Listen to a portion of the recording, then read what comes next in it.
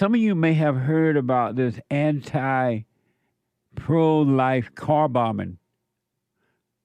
ABC News reported the car bombing outside of a California fertility clinic that killed one person and injured four others appears to have been driven by an anti-natalist ideology. I had never heard that before until this morning that I'm aware. An anti-natalist ideology. Watch this from NBC News.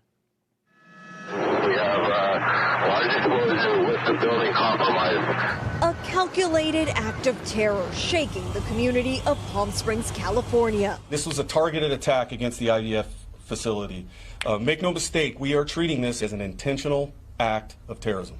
The target, fertility clinic, American Reproductive Centers. I heard this just huge boom. A car bomb exploding around 11 in the morning on Saturday, destroying part of the clinic, injuring four, and sending debris flying several hundred feet away in every direction. There's metal everywhere.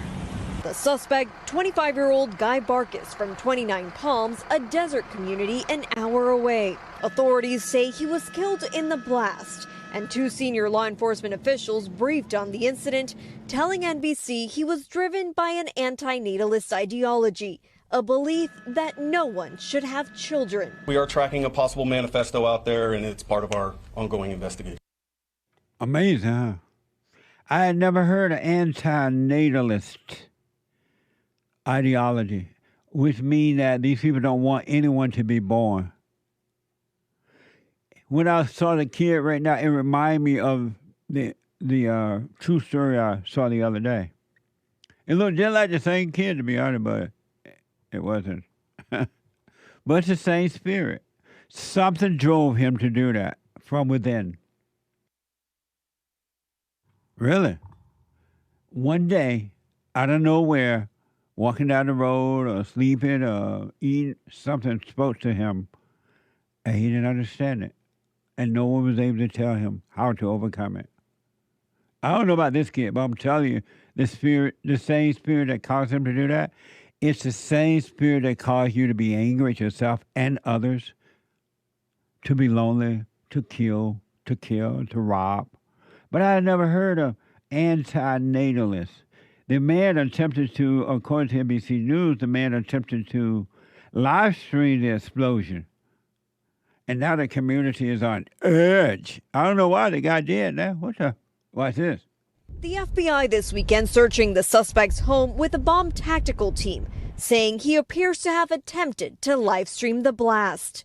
Now, a community on edge. Are you scared?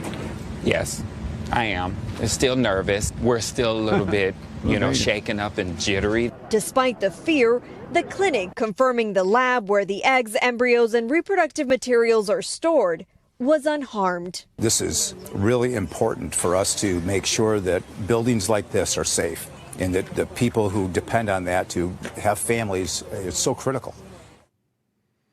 Amazing, huh? Hake, you heard of that before? Anti-natalist ideology. I had. You had heard of it? Yep. How did you hear about that? I'm on the internet a little bit. Oh. I know some Zoomers and stuff. Not that I know anybody personally, but but on Reddit there's this whole anti-natalism thing. Really? And I think in the guy's suicide note I heard that he named some of these Reddit communities. Reddit is a social media. It's a social media website. And they talk, and the anti-natalist people talk to each other? Uh-huh. They talk to each other? Yeah. And what do they say? I don't know. I'll have to explore. Is this something new?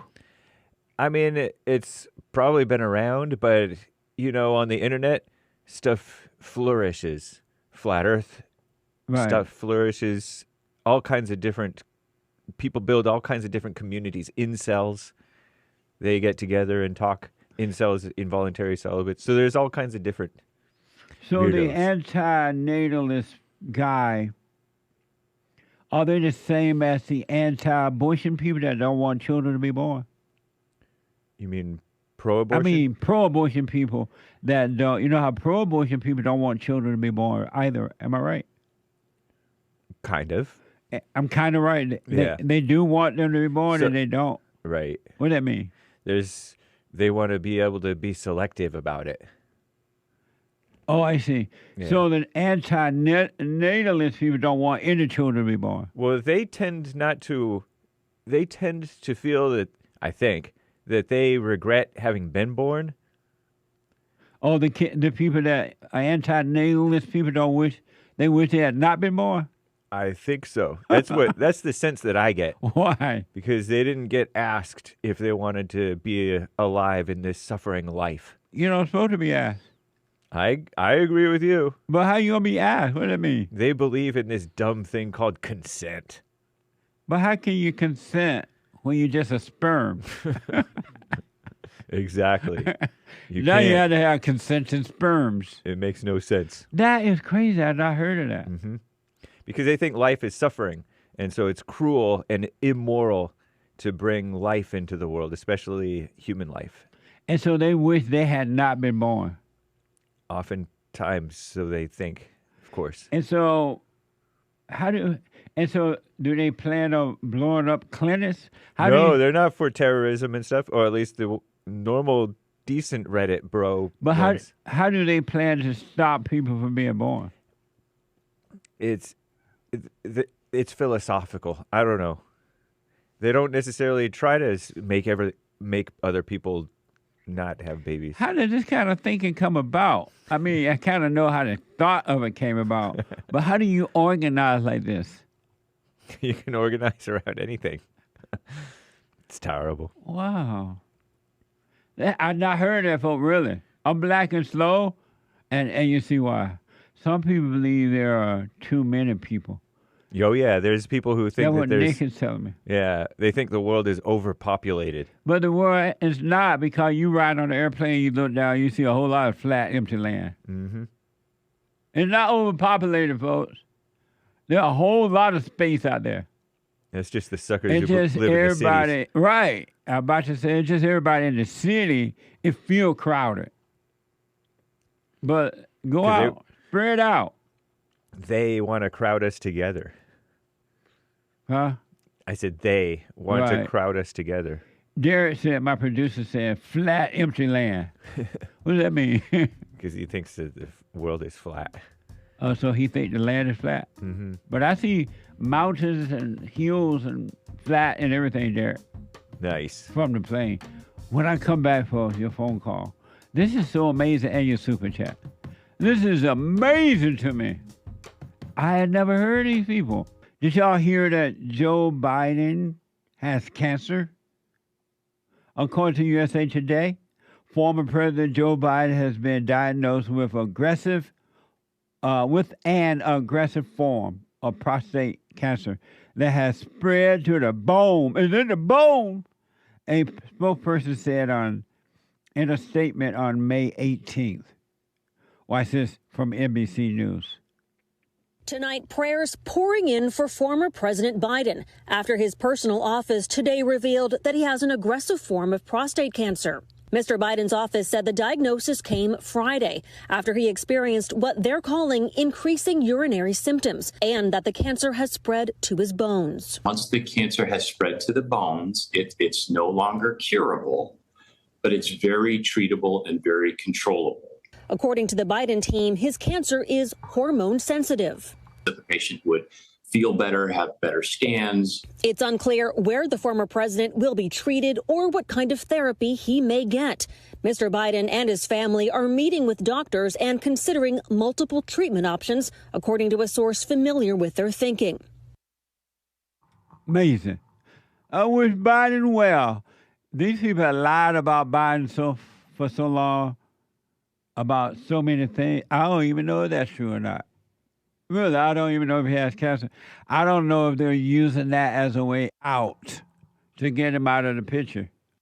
Isn't that weird? They've lied about everything concerning Biden. So, but I wish him well. But I don't know if they lied about the cancer. Grandpa, tell me about the good old day. Hey, it's weird. What's interesting to me that in the body, that your body can get diseases and then die you off like that. That's kind of odd. Does that seem odd? It does seem odd. That a body can get a cancer or headache or something. Does that seem weird? Your body, that happens to your body? Yep. Is there a way for that body to stay healed forever and never get sick? Probably. How? I don't know. Seems like if you live right, you'll live longer. Well, you do live long. I know that for a fact that you eat right, because I know the people that, you know, growing up, we ate from the cotton field. Yeah. We planted everything for the most part, and so people had no other choice but to eat from the earth. And as a result, they lived longer. And I noticed they didn't get sicker. They rarely got sick. I don't know anyone who died from a cancer in the good old days. Interesting. But it just seemed like they died from old age. And they lived longer. And maybe that's why it seems so weird that the body, everybody, and their mama gets sick now with some form of something. It's terrible. The image is ready. What image? Oh, Looks like Biden just tweeted about his cancer. Oh, okay. It seems like a tweet, from Biden. What is At that? least from his account says, cancer touches us all. Like so many of you, Jill and I have learned that we are strongest in the broken places. Thank you for lifting us up with love and support. Biden wrote that or Jill wrote that? I know it says 4:31 a.m., May 19th. I doubt that Biden wrote that. Maybe, They but got I a doubt cat. it. And a cat. Real men don't have cats. Man. Real men have dogs if they gotta have an animal. What? A bunch of black folks broke out of jail Scary. in Louisiana. That's wild. I'm not surprised that this happened in Louisiana because they have a corrupt government in Louisiana. They have black people running Louisiana. So I'm not surprised nothing is working in Louisiana. To the point that white people separated from the blacks. They got their own government, their own town, their own everything. But it's interesting to see all these black people breaking out of this jail. And they said, I don't know if it's true or not, so I don't know if this is true or not, but the person that was on watch, watching the blacks in the jail, he went to lunch. And went to lunch for a long time, and he came back, I'm tired. I'm taking a nap. Wow. No, I don't know if he said I'm taking a nap. I'm joking about that. But he didn't check until the next day, so that they were gone for 8 hours. Wow. According to the report. Isn't that amazing? That's crazy. And y'all still want the blacks to run your country. When will the white people wake up? I don't know. ABC is reporting on a jailbreak there in New Orleans. An urgent manhunt is underway following a mass escape of 10 inmates from a New Orleans jail. Authorities say 3 have already been captured. Watch this. This morning, new images and details emerging from inside that New Orleans jail where 10 inmates dug their way out. Surveillance video showing 2 of the men rigorously pulling on a cell door that police say leads outside, then watch as all 10 quickly run out of the building through a loading dock door and onto the interstate. We think this was intentional. There is much more than meets the eye. Authorities say the group took advantage of defective locks on their usual cells and making their way here, removing a bolted toilet from the wall to create their escape. Scrawled on the wall above, "We innocent" and "Too easy," with an arrow toward the hole where they escaped, out of view of the officer on duty. Authorities say they broke out around 1 a.m. early Friday morning, but officers didn't realize what happened until an official head count took place at 8:30, more than 7 hours later. Police say at the time of the incident, there were no deputies at that unit, and the ignition had stepped away to get food. Run, nigga, rah, rah, run. Run, nigga, rah, rah. All their graffiti was misspelled. They black. They don't know how to spell. Too easy, LOL. It said, "I'm innocent," and then someone scratched out "I'm" and wrote "we." So you have to imagine that moment right before they're leaving. Someone wrote "I'm innocent," and they're like, nah, we innocent. They ran out. Nigga, rah, rah, on the run. Amazing. And that lady said, I have to believe that this was intentional. What, she said they were playing trying to drop it? Yeah, it was intentional, dummy. I think she means that it was like maybe an inside job or something. It's still intentional. They Right. weren't playing. No, I'm talking about the the failure of the prison guards maybe or something. It's still intentional. No, I'm playing. They got a black female as a police chief. Was she a police chief? I didn't catch what she was. But white people, black people can't run no country. First of all, you should not have a female police. And secondly, you definitely shouldn't have no female police chief. And black. All the odds are against you. Joel Friday, my people acting up again. They're on the run. Police are searching for 7 other suspects and offering a reward for information leading to their arrest. ABC News, watch this. We know that they had help. We're showing you they had help. This was coordinated. So far, 3 of the 10 escapees found hours later, 1 hiding beneath a car at a hotel in the French Quarter, and now a multi-agency manhunt intensifying for 7 more suspects, some facing murder charges, all considered armed and dangerous.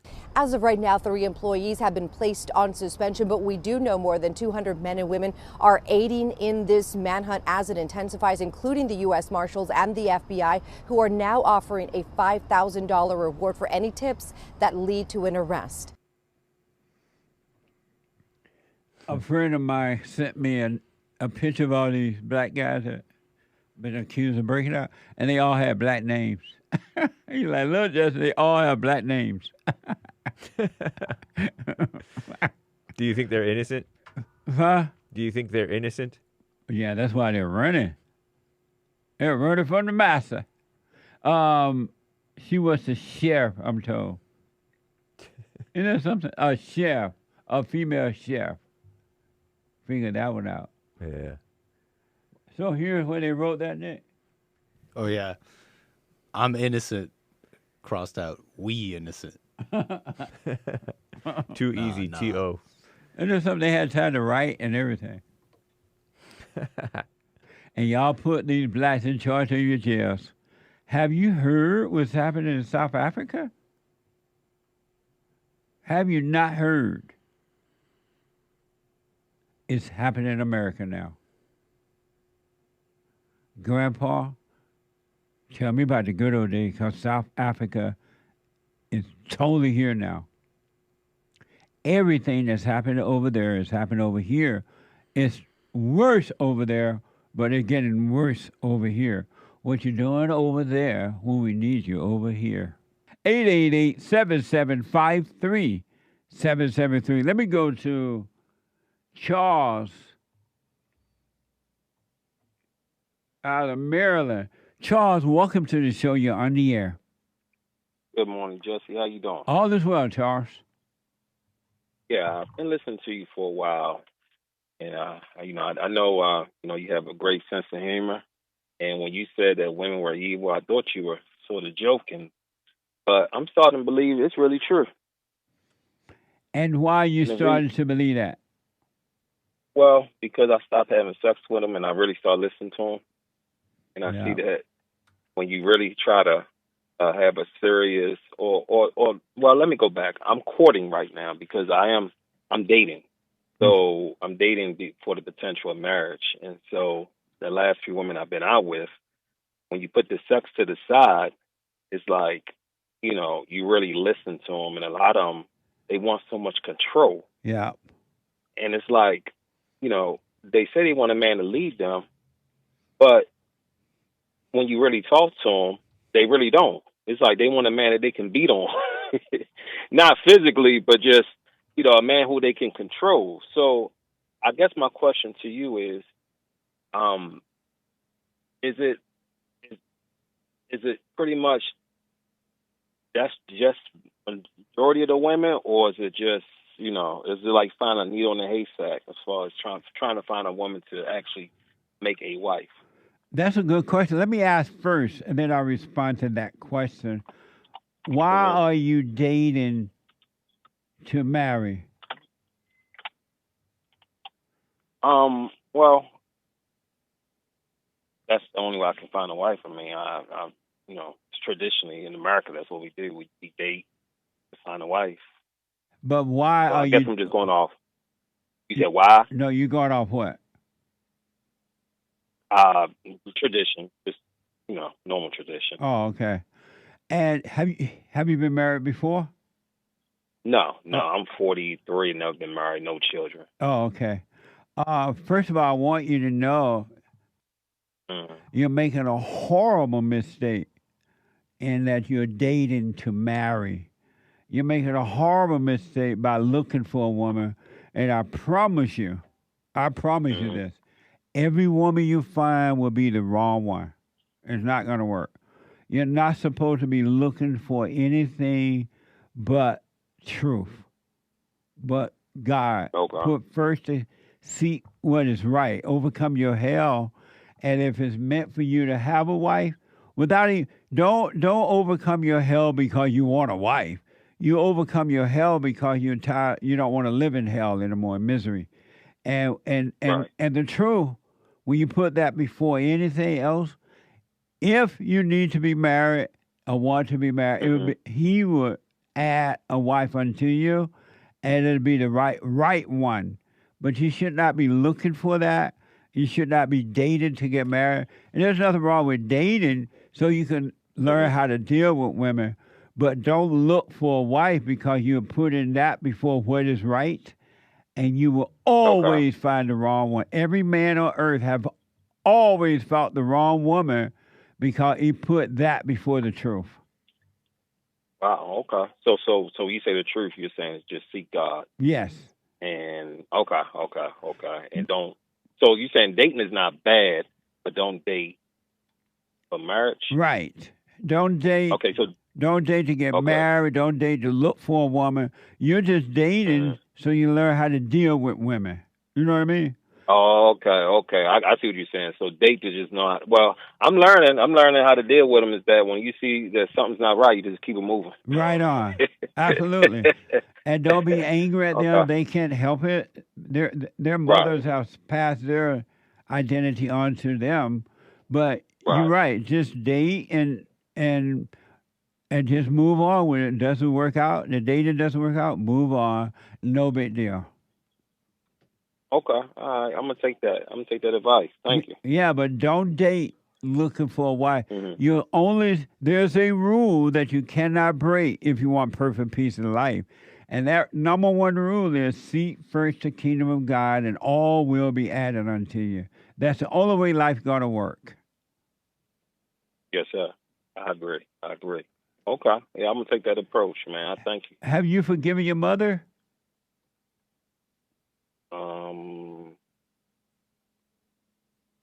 Well, I would probably say not so much forgiving her, but I understand why she was the way she was with me. But I don't know if I fully forgave her. And why haven't you gone to her and forgiven her for what she's done to you? Because she don't know how to take any kind of criticism that's not pointing towards her. That's pointing towards her. Excuse me. Meaning what? Gonna get into a little irate. I did the best I could, and you was a bad kid. So I don't feel like getting into all that. but but forgiveness is what set you free from her. You and you gotta face her and forgive her. Apologize to her for being angry, for what, because she turned you away from your father. She imposed a will on you. She couldn't help herself. Her mother did it to her, and so on and so on. But when you forgive her, hey mother, I'm sorry for resenting you for what you've done to me, and I realize now you can't help yourself. And when you do that, God will forgive you, and He's gonna take your mother's identity away from you. Your mindset and your emotions are that of your mother. And every woman you meet, because you love what you hate your mother. And every woman you meet will be your mother. But when you forgive her, God will forgive you, and you will not be attracted to that mother spirit inside of other women. And if you do get married, it'll be the right woman. But you won't be able to help it until you forgive your mother. And when you go and forgive her, if she, you a bad child, I did my best, I can't believe you, it's your father. Let her say whatever she want. Don't argue with her. Just say, hey, I just want to tell you I'm sorry for what you've done to me. I'm wrong for being angry at you, and move on with your life.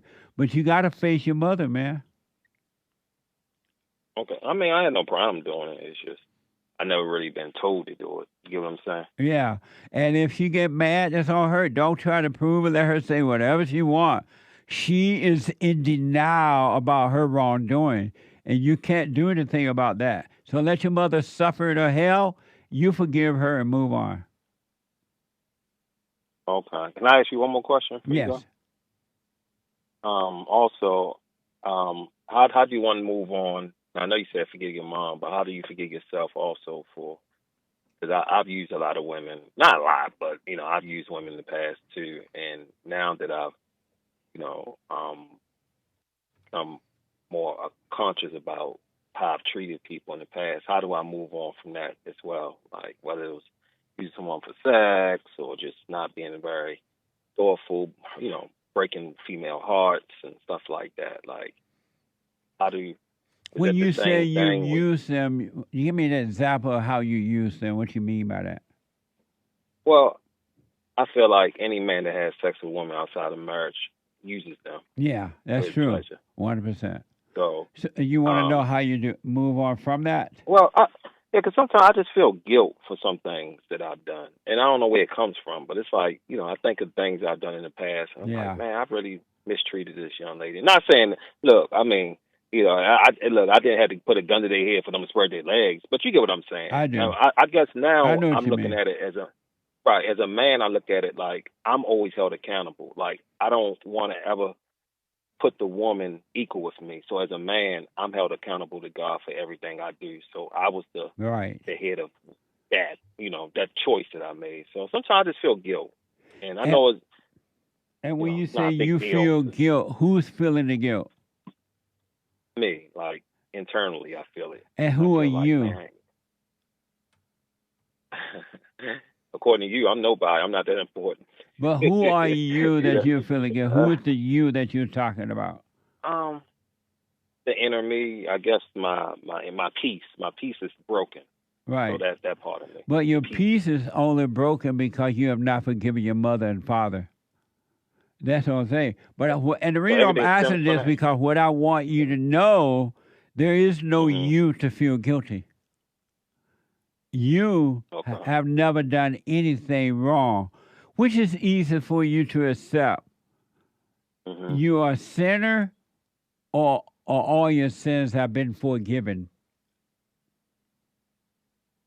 It's easy for me to accept that, honestly, that I'm a sinner. It's easy. I know. It's easy for you to accept that you are a sinner rather than all of your sins have been forgiven? Yes. And why is it easy for you to accept that you're a sinner? Because to me, that's my nature is to do what's pleasing to the flesh, and I know that's all sin. And even though I know I'm forgiven, because I hear that terminology a lot, like I'm forgiven, it's still like I can't let it go for some reason. I can't explain it to you. I wish I could put it in better words, but it's like, I can accept that I'm not good. I can accept that because I know that. But it's hard for me to accept that those things have been wiped away, even though I know it.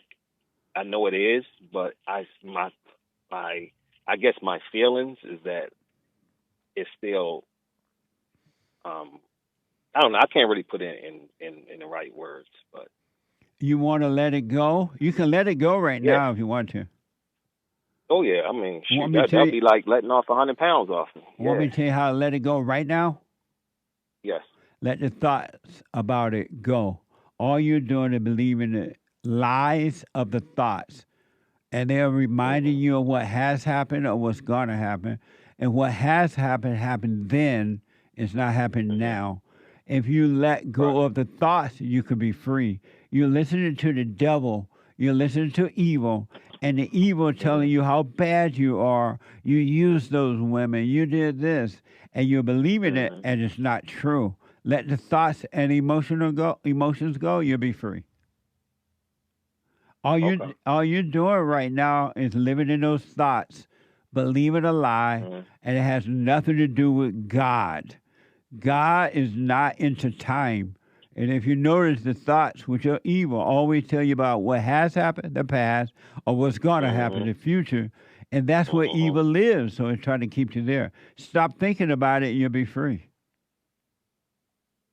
Okay. That sounds easy. Yeah, I just have to do it. I have to do it. I mean, it sounds very simple. I'm not thinking about it. Okay. If you notice, when you don't think about that, you don't have pain, right? No. It's only when you think about it. Right. And when you think about it, it feels like it's happening right now. But it's not. It's all an illusion. It's all an illusion, Charles. You got to let the thoughts go. Are you doing the silent prayer? No, I've heard of it. I've never done it. Have you forgiven your father? No. I'm sorry? No. And why not? He just never seemed like he accept me who I am, and he always compare me to other people, even to this day. You know, I talk to him. I mean, I don't ask him for anything. It ain't like I'm 43 to live in a basement. You know, I got my own, but he just is like enough. You know, I'm never where he want me to be, and sometimes I just, I have lots of anger towards him. But I still call him. I still call him these couple days a week. I try not to, I don't ice him out and just like neglect him. But yeah, he definitely, Does he call you? Yeah. Every now and then, like maybe once a week or so. And when you say you're never good enough, give me an example of what you mean. Okay. If I have, I have a pretty decent job. He'll say, well, your cousin, he went to college and he got a 4-year degree and, and he got a wife. And I told you I don't have a wife or kids. Right. And I'm one of the few in my family that can pass on the name. So he'll say things like, oh, this person got 2 kids and he's doing good. And it's like I'm chopped liver or something. Like I'm not doing And so how do you feel when he says that to you? It takes me to a place of I ain't good enough. I'm not good enough. That's what it takes me at. So, yeah, it makes me feel like, like, man, I don't even want to talk to this guy. That's what it makes me feel at times. But and when you ask him about that, what does he say? We had we had an argument last year about it. I lashed out. And, he said the same thing. Oh, he never took any responsibility. He never said, hey, man, look, my bad, or as a father, I fail in this area. I should do things better. It's always, well, you don't come see me. You don't do this. He flip everything on me. So it's like, man, come on, man. Just admit you're wrong, too. He doesn't admit his wrong. It's like, I got to be the adult. Amazing. So, yeah, that could be frustrating. I promise you this. Your father cannot help himself. His mother screwed him up as well. His father wasn't there to be an example for him. He cannot help himself. And you need to forgive your father if you want to be free. He cannot help it. That's why God said, forgive them. They know not what they do. They cannot see. Just as you can't see clearly, you see something because at least you know something is wrong and you want to get it right. He doesn't even know anything is wrong. Your mother doesn't. No, he don't. Your mother doesn't know that something is wrong. And He don't either. right. And you know something is wrong with you, but you don't know how to fix it.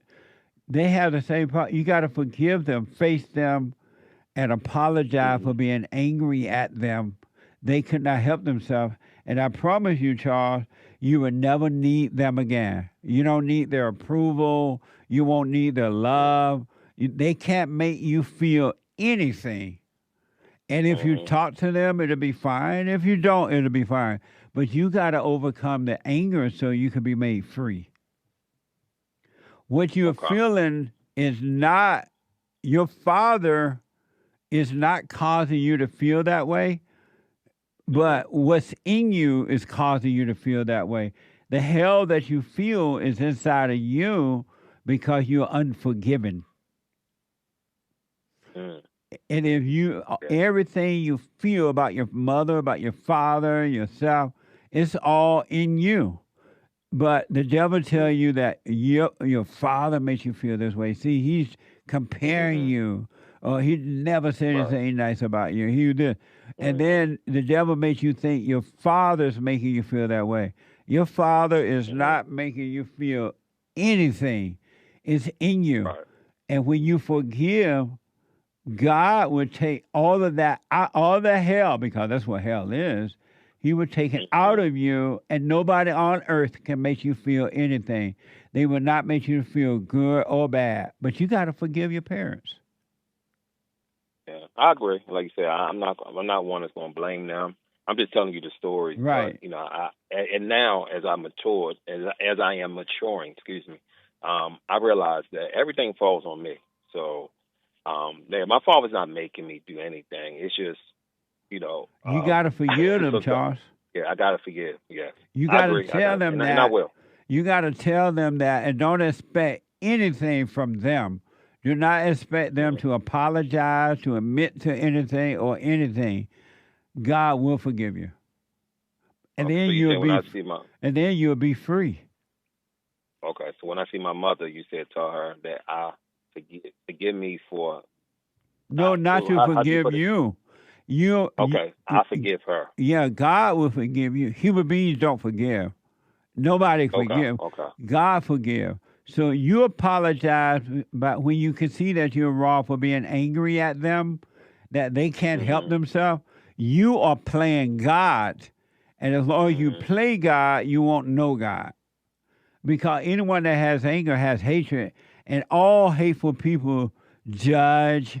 They think they know what they want. They think they know God. They think this and that because they're playing God. But when you forgive, God will forgive you, and you will never judge another person. And you won't even judge your enemy or yourself. You'll be free. And you'll enter into the heaven right here on earth. Okay. So I can't text them. I got to tell them? Or can I text them? Unless you just can't talk to them and they don't want to talk to you, you can't make them talk, then you text. But it's best for you to face them either by FaceTime or if not on the phone, but whatever. You got to face them shaking in your boots so you can overcome fear. Okay. All right. I'm going to do it, man. Look, it's been a blessing. Thank you. Does that make sense? Oh, yeah, it makes a lot of sense. No, it really do. I totally understand. I agree with it. I do. Sometimes you just got to hear from other people. You know what I mean? Right. But you got to, if you want to be free, you got to apologize. I'm sorry for hating you or being angry at you. God, anger is hatred. I realize now you can help it. And whatever they say, that's on them. Don't react to it.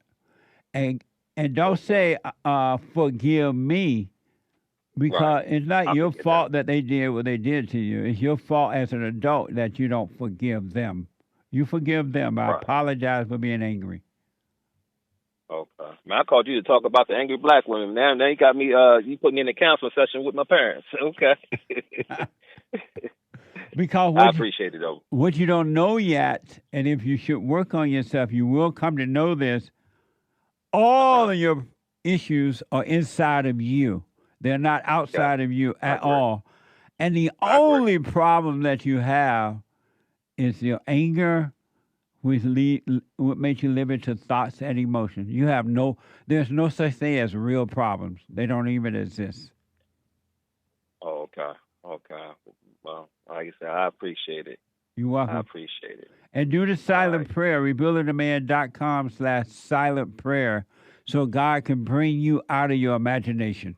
All thoughts are all lies all the time about anything. Okay. All right. I'm gonna call you maybe about 2 weeks. I'll let you know what happened. Absolutely. I wish you well. All right. Thanks, here. All right, buddy. Bless you. Bye. You too. My country's gone.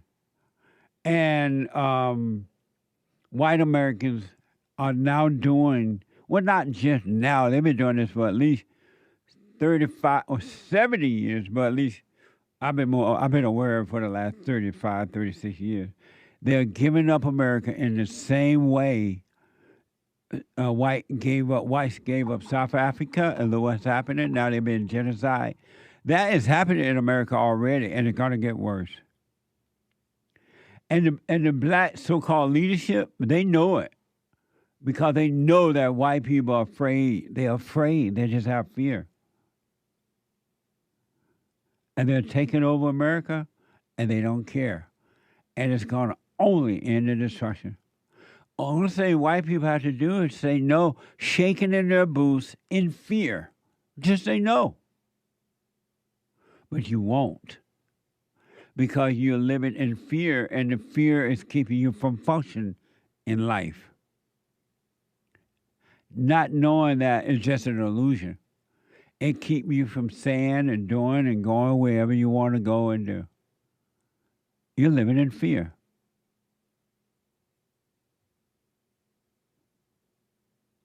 And I want to give you an example of what's happening to my country. And I've been warning you for 35 years. I'm like, white people, wake up, wake up. No, no, no. You don't need to feel guilty about anything. Black people are not suffering because of slavery or Jim Crow or lack of. It's all a lie. It's a game. It's a DEI made up thing to get money and power. Perceived power, but power. And you didn't listen. I want to show you what a so-called black mayor of a city is doing. It ain't ashamed of it, not afraid of it, not afraid of being called racist or anything, because he knows the white people are not going to do anything about it. And the government not going to do anything about it. But if white people or white mayor was doing the exact same thing, it'll be a different story. Watch this. This is mind-blowing. It's not mind-blowing to me because I understand it's evil, and white people are afraid of evil.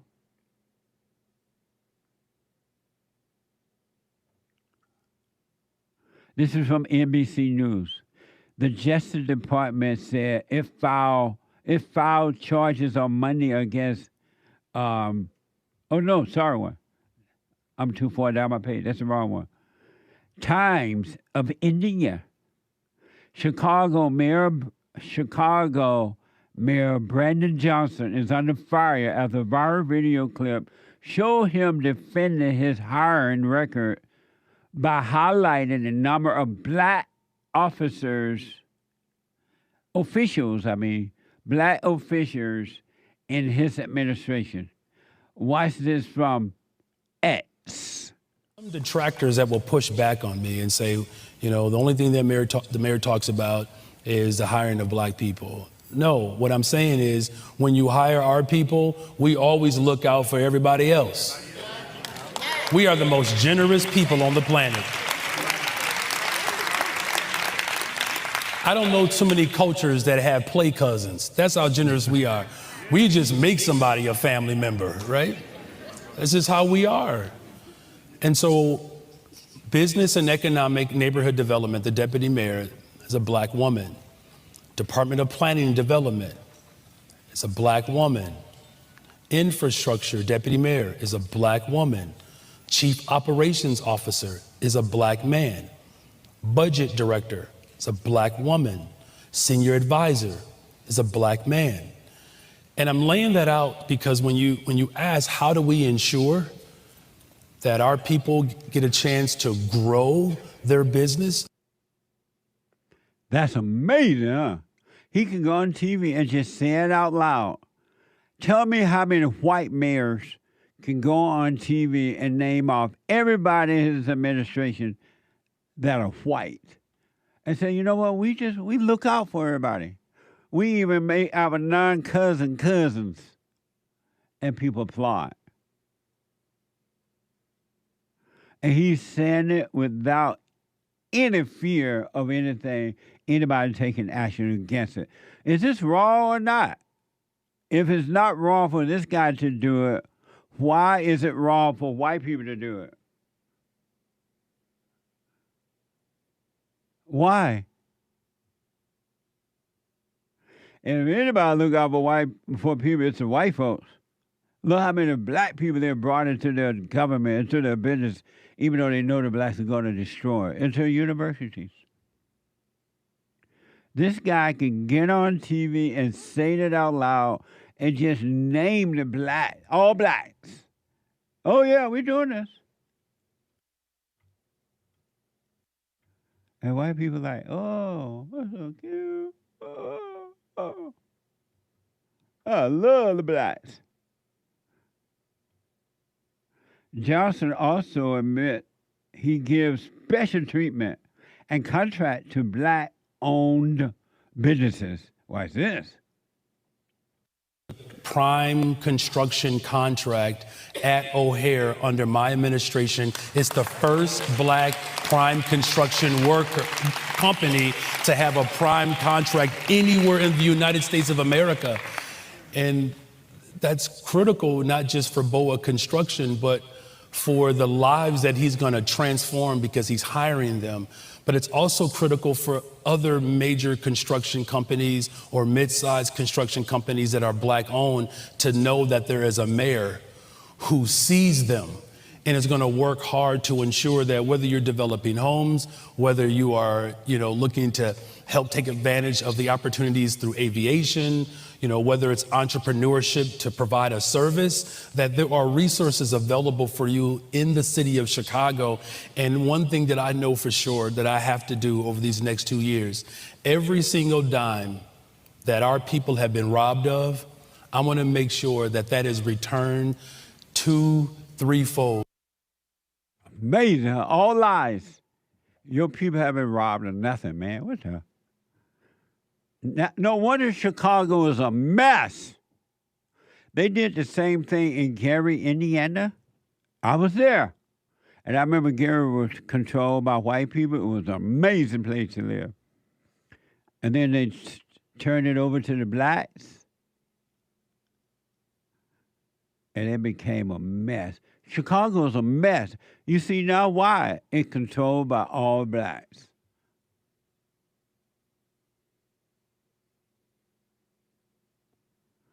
Now do you believe me when I say South Africa is alive and well in America? Those 59 white people that came here, all you did was left Africa for Africa.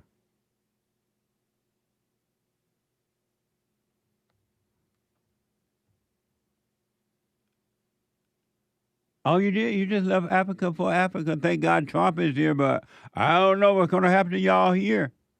It's the same thing happening right here in America. Chicago is hell to live in. Crime, everything out of control. And you're turning your city over to a man like that. You did the same thing with Gary, and Gary is hell to live in. And the white people say, oh, okay. James, you say what's funny is whites actually what? They actually do that. They actually are fair with everybody. Yeah, and that's the problem. Isn't that something? Yep. Black people ain't fair with nobody. Fake generosity. What a mess! All because you won't live a life of fear. Why don't you live in fear, Hake? What would happen if you just lived a life of fear? I don't know. Why don't you try and see? Like I said on Sunday, I don't have the faith. To live in fear? What? To live in fear? Right. But you live in fear anyway when you try not to live in fear. I know. Crazy, huh? And it's even worse. It's crazy that all human beings are living in fear, and they work overtime to try not to live in fear, not knowing, why don't you just live in fear and see what happens? Right. I'm not talking about physical fear to protect yourself in a physical way. Jerome, welcome to the show out of New Jersey. Hey, Jesse, how are you? Happy Tuesday. Thank you, Jerome. Yeah, so I just wanted to call in and talk about the South Africans. You know, I know the topic that came up again, and I think it's time I'm saying that they should leave, but they should have never been here in the first place. Who? The South African refugees that were brought over, and any... They shouldn't be where? And they shouldn't be in America, and any future refugees that they're thinking about bringing in. Why not? Why not? Because... Jerome, hold that thought. To be fair, I got to take a break. Don't hang up. I'm going to put you on hold. I want to go back to Jerome out of New Jersey. And Jerome, I put him on hold because we ran out of time there in the first hour. Jerome don't want the white folks from Africa here for whatever reason. I got to find out why. Jerome. Hey, Jesse, can you hear me? And so the white refugees from South Africa, you don't want them here in America? Absolutely not. And why not? Because they're weak. They're not standing up and fighting in their own country. And why do we need people like that in our country? Are you white? I'm black. And are you standing up for America? I'm not sure if that's what we're talking about right now. We're talking about the refugees. Are you standing up for America? Can we talk about the refugees first, though? Are you standing up for America? Yes, I am. And in what way? I'm being a law-abiding citizen, and I'm not accepting wrongdoing from anybody, including Trump and the refugees that are being brought here. That's how I'm standing up. And what they're way? Losers. They couldn't even stand up for their own country. How can they build up ours if they had to flee from their own? In what way are you standing up for America? Well, why do we do this every single time I call? I call about one thing, and then you redirect. In what way are you standing up for America? I just told you I'm not doing any wrongdoing, and I'm not accepting wrongdoing from anybody else, though. And so how do you feel that these white people that are here from South Africa are being under genocide? They're being destroyed. Their lands are being taken away from them by the black government. They're without compensation. And they're right now just 59, according to a report. How you feel that whites are being genocided by the blacks in South Africa? That's their problem. If they didn't want to be killed, then they should stand up and be men and fight. How do you feel about that? I just told you that's their problem. I feel no ways about it. They're getting what they deserve. Amazing. And how do you feel that in America, whites are turning America over to the blacks? And the blacks are doing the exact same thing in America that blacks have done in South Africa. How do you feel about that? I feel like white people need to stand up and fight here, too. But the last thing that I would do is tell the white people here to go take refuge in another country. And that's why I respect that guy that you interviewed. I apologize. Jesse, I'm trying to answer the question. Jerome, how do you feel about this same identical thing that is happening in South Africa is now happening in America? The whites are allowing the blacks to take over the government, and they are creating a South Africa in America. How do you feel about that? I just told you that I don't like it. I don't like it, Jesse. I just told you that. And did you vote for Trump? Yes, I did, but I'm regretting it. And why? Because he keeps on making stupid decisions. I voted for him the first time as well. He was making stupid decisions, and I guess because he lost an election and came back, I said, all right, he's going to be coming back good this time, but he keeps on making dumb decisions, and this one was the worst of all that he's ever made, bringing in these refugees. Which one? Which one I'm sorry, you said bringing in the refugees was the worst mistake Trump ever made? Whatever, like, he's never made anything worse than this. And so you were happy with everything he's done except for this? No, I was unhappy with a lot of things, but this one was the worst decision. And but I voted for him twice, though. Really? And do you love white people? No. You don't love white people?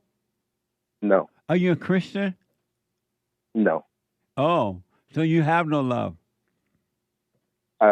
Jesse, can we get back to the point that I was calling? You do this every single time I call, and then you'll hang up on me because I can't get out my point. So you have no love? Sure, no, Jesse, I have no love. Really? Do you believe in God? No. Oh, you don't believe in God. Why not?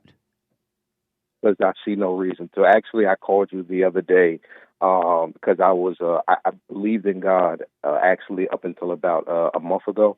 And then, I had called you asking you a question about something. And the first thing you did when I got on the phone was, you lied to me. You said a bunch of stuff. And I said from there on out, I don't believe in God anymore. And why don't you believe in God? Because nobody can answer the questions that I have. And you had that question about, what was your question again? My question was about where does God come from? And when I called up and asked you, the first thing that you said was you lied about where God came from. And then I said, where did I say he came from?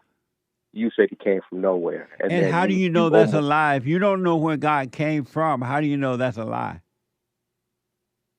But you lied.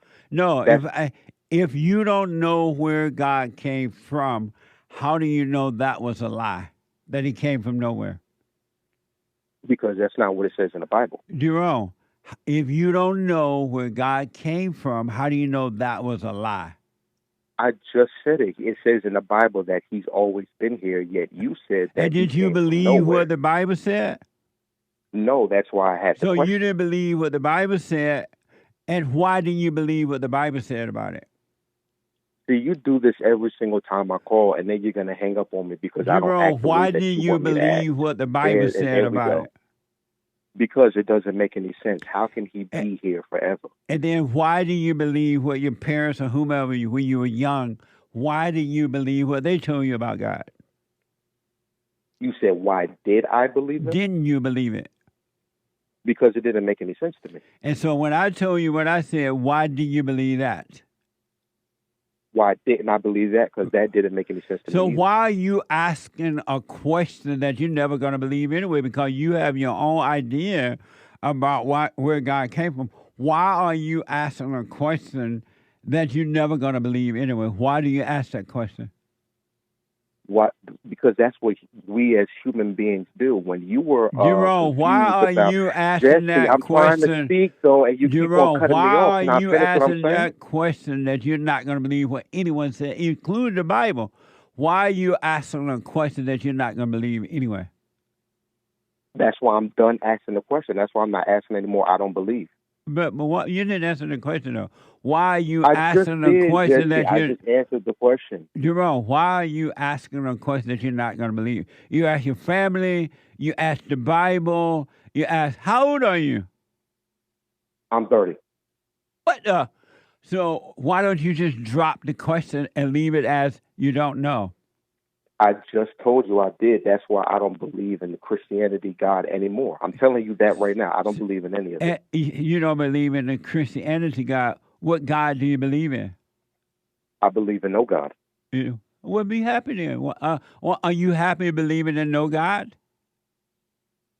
I'm not. I don't believe in happiness or sadness. I just believe in, I don't believe in happiness or sadness, all those emotions. Do you believe in, are you happy believing in no God? I'm not happy. I don't get happy or sad. And when you ask yourself, where did God come from? What did yourself tell you? I don't ask the question, Jesse. I don't believe in God anymore. But when Is it you, coming in at clear to some you? Are point, you understanding what I'm at saying? some point, did you ask the question of yourself, where did God come from? I did. That's why I called you and asked. I've been asking it since I was And about so 6 years old. why don't you stop asking?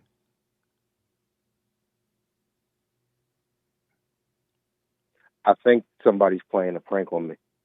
All right. Thank you, Jerome. Let me go to first-time caller out of Indiana, Nate. Nate, welcome to the show. You're on the air. How you doing? All is well, calling Nate. that I got a sort of complaint. You always talking about. Are you a first-time my caller, daughter. Nate? Yes, Okay, thanks for calling. Go ahead. yes, but I listen to the show with my daughter a lot, Right on. and you always saying stuff about affirmative action, and I guess like black people like to take handouts. Yes. I got 11 kids. I raised them solo. All of them not mine. Some my nieces, some is mine. Couple of step kids. All these kids went to college and graduated. One kid just was accepted at Indiana Bloomington. He coming in with 36 credit hours, and he turned down a type of affirmative action. He didn't want handouts.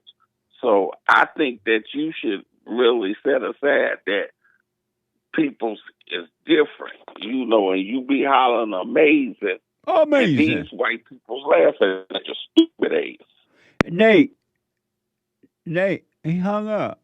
Did you say stupid ass? What the? So who's the stupid ass? You the one hung up, buddy. I want to communicate with you, Nate. Where is the love, Nate? Now your folks going to be knowing that you call the show mad and call me stupid ass, and you want to listen. What the? Matty? That's not how you spell Matty. I had an aunt named Matty. She did. Matty, out of Texas. Hey, Matty. Yes, hello. Matty. Matty? Yes, it's me. Hello. Matty, how do you spell your name? Maty, or Matilda. Oh, okay. Amazing. Thank you for calling. Go ahead. Yeah, well, let me see how this can go. The reason on my call, this is regarding the church that I go. Uh-huh. And Stay close to your Stay close to your phone. Okay. All right. Better? Yes. Okay. After the election, every month we have this like a prayer that we go and pray for different situations.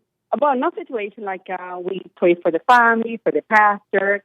But since after the election, every month they bring the government, and they don't mention the name of they don't say the name of Trump.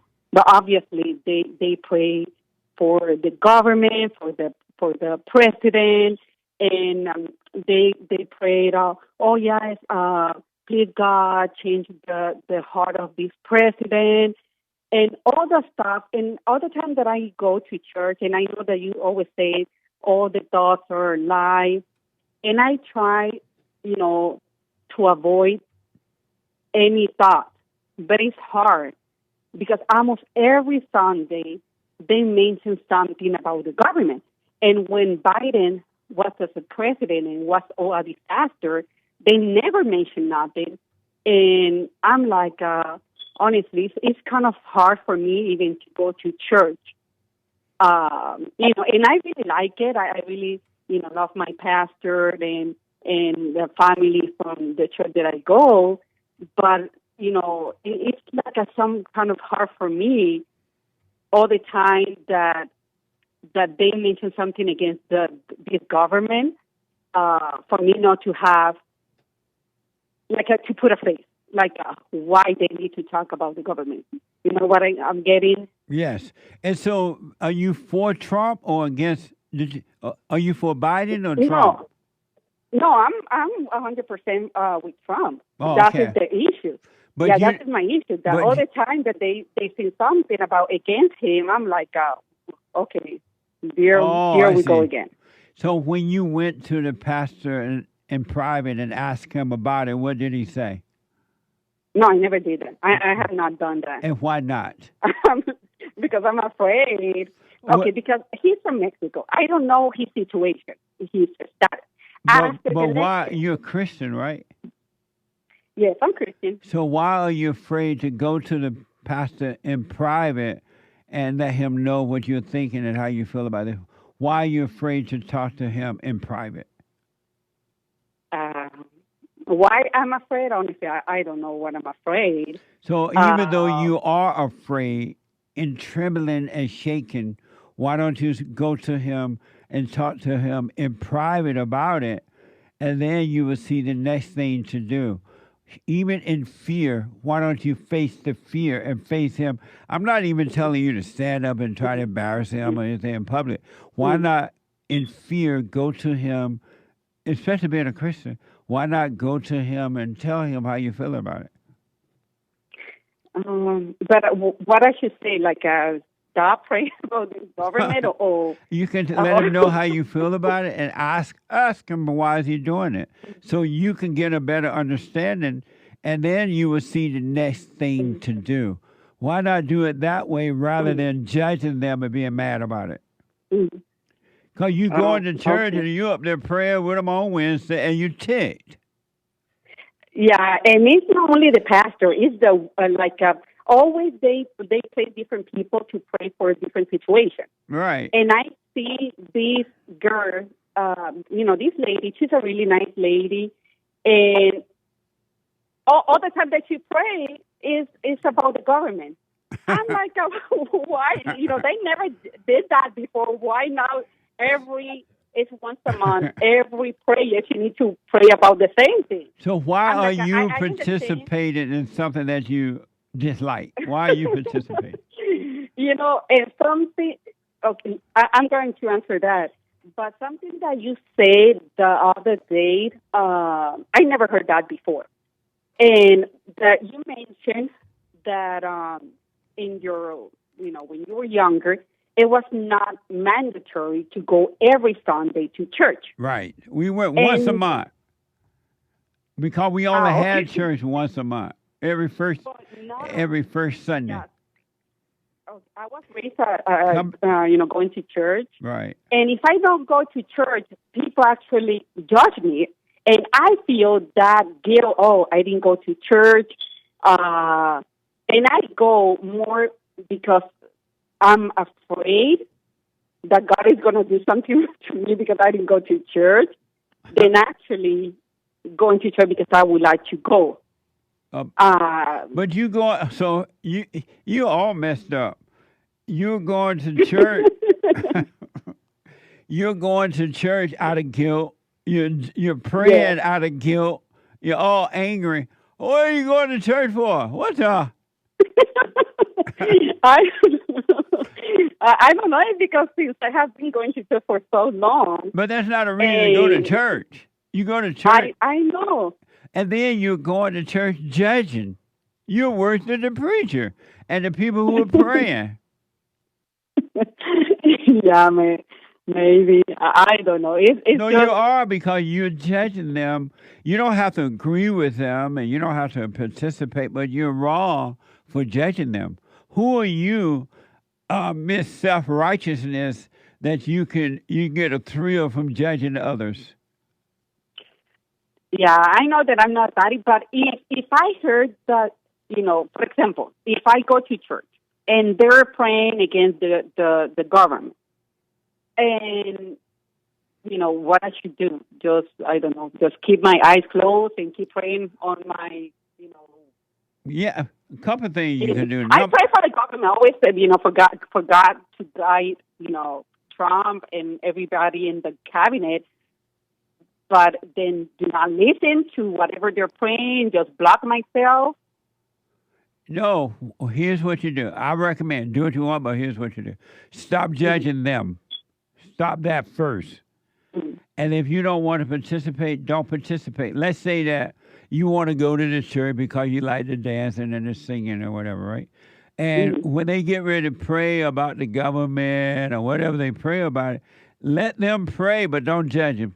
You just sit there, let them do what they got to do, and then you go home when you're done. But if you're going to judge them, you might as well stay home and be evil. Oh, okay. And if you really want to go to that church, and the pastor, you say you like the pastor and his wife, you should have a private conversation with the pastor. And tell them about my feelings? Yes. Okay. And then they're going to ring you off, and then that way you don't have to go to church. Yeah. No, and this is the thing is, because the first thing that he said in the pulpit after the election, he said, "Oh, I don't even know if I'm going to be taken away, if they're going to send me back home." Again, I don't know his status. And you should ask him, you should say, "Mr. Pastor, are you illegal or something?" What the? Yeah.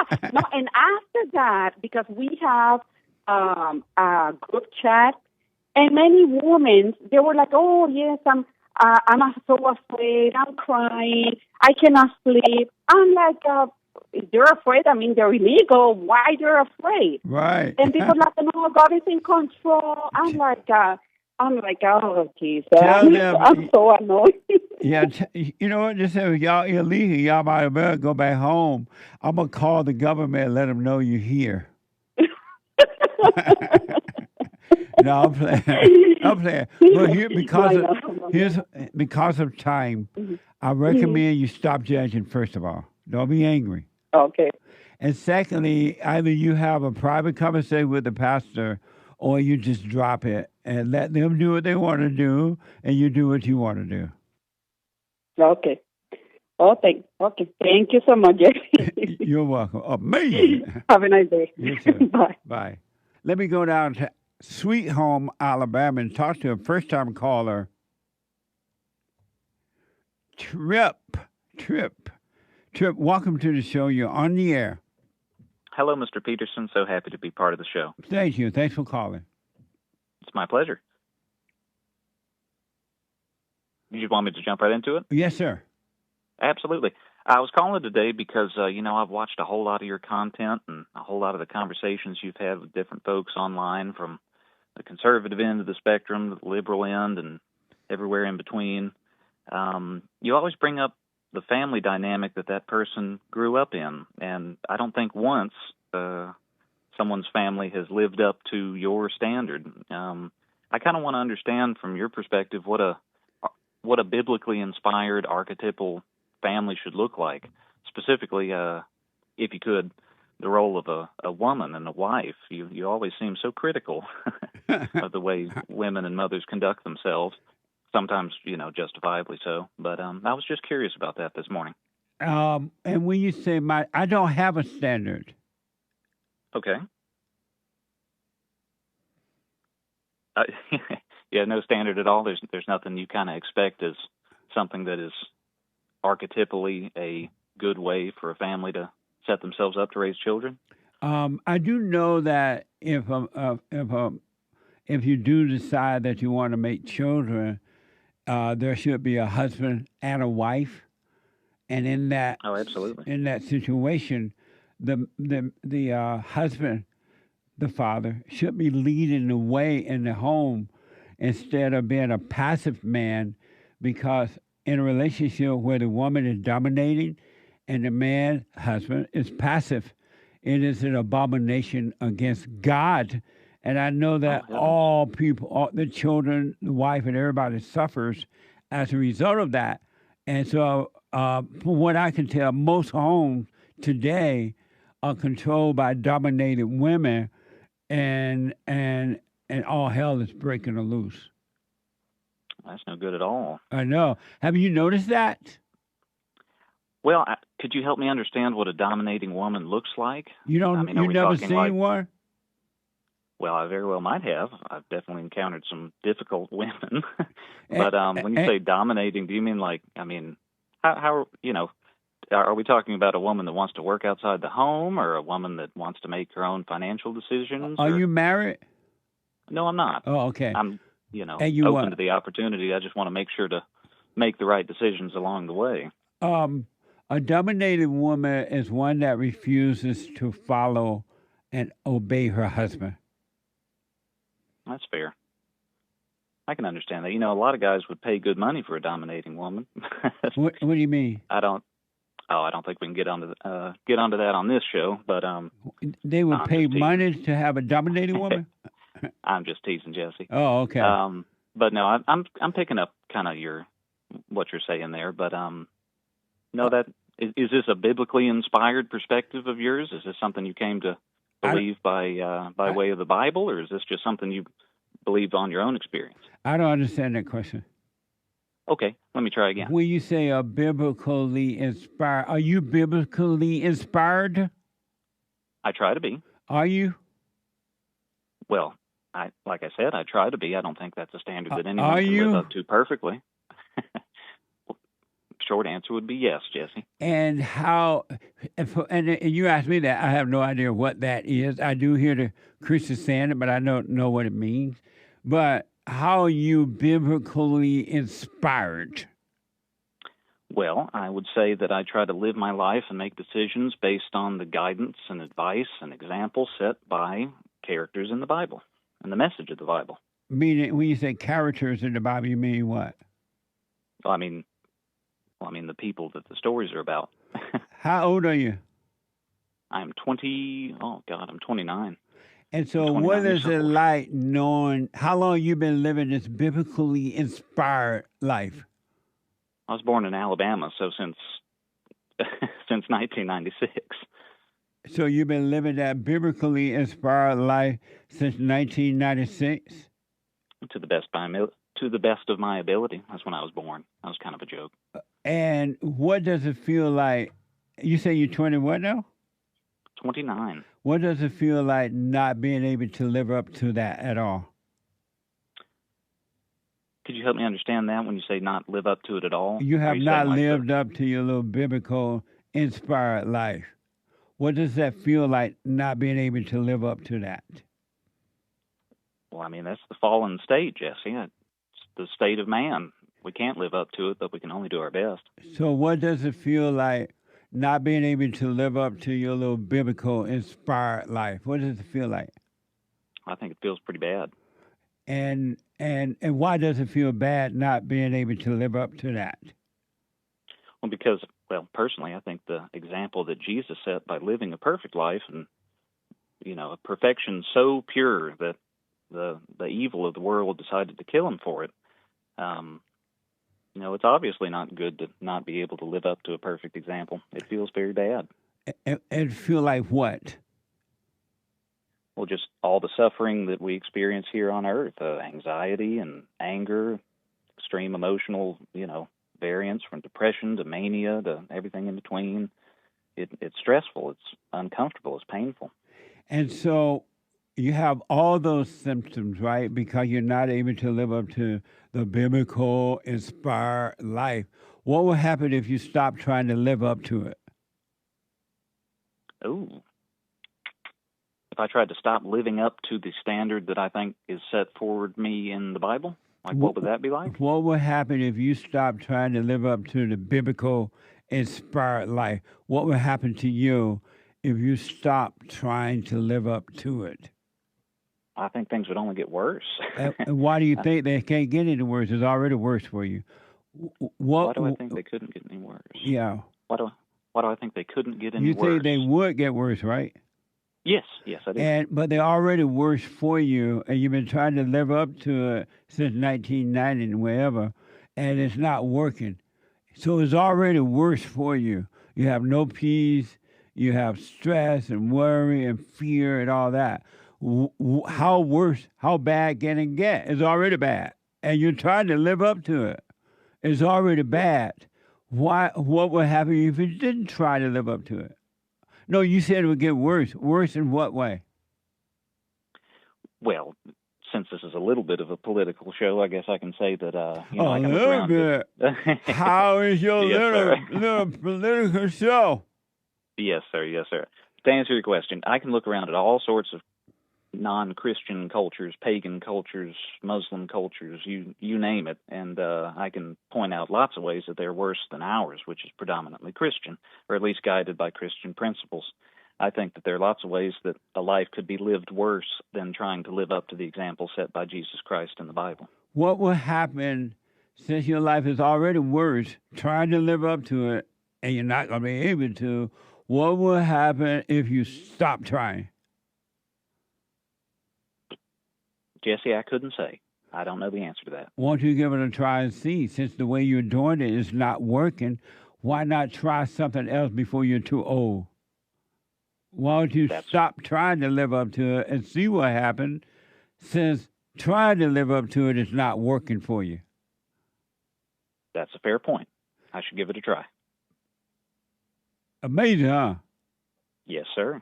Are you have you ever wondered, here you are all your life, you've been believing in Jesus, and you've been reading the Word, and yet your life is only as the older you get, the worse your life gets. Have you ever wondered why? Well, I have to disagree with your premise there. I think my life has only been improved by trying to follow the example of Jesus. But it hasn't. You have no peace. Well, I wouldn't say that. I think that no, you don't have plenty of peace in my life. Do you have peace? I have peace in my life. Yes, I do. You have perfect peace? I don't think anyone can achieve perfect peace. Do you have perfect peace? I do not. Then you don't have peace. It's either all or nothing, huh? You can't have peace of peace. You got to have the whole 99.5 won't do. You got to have 100.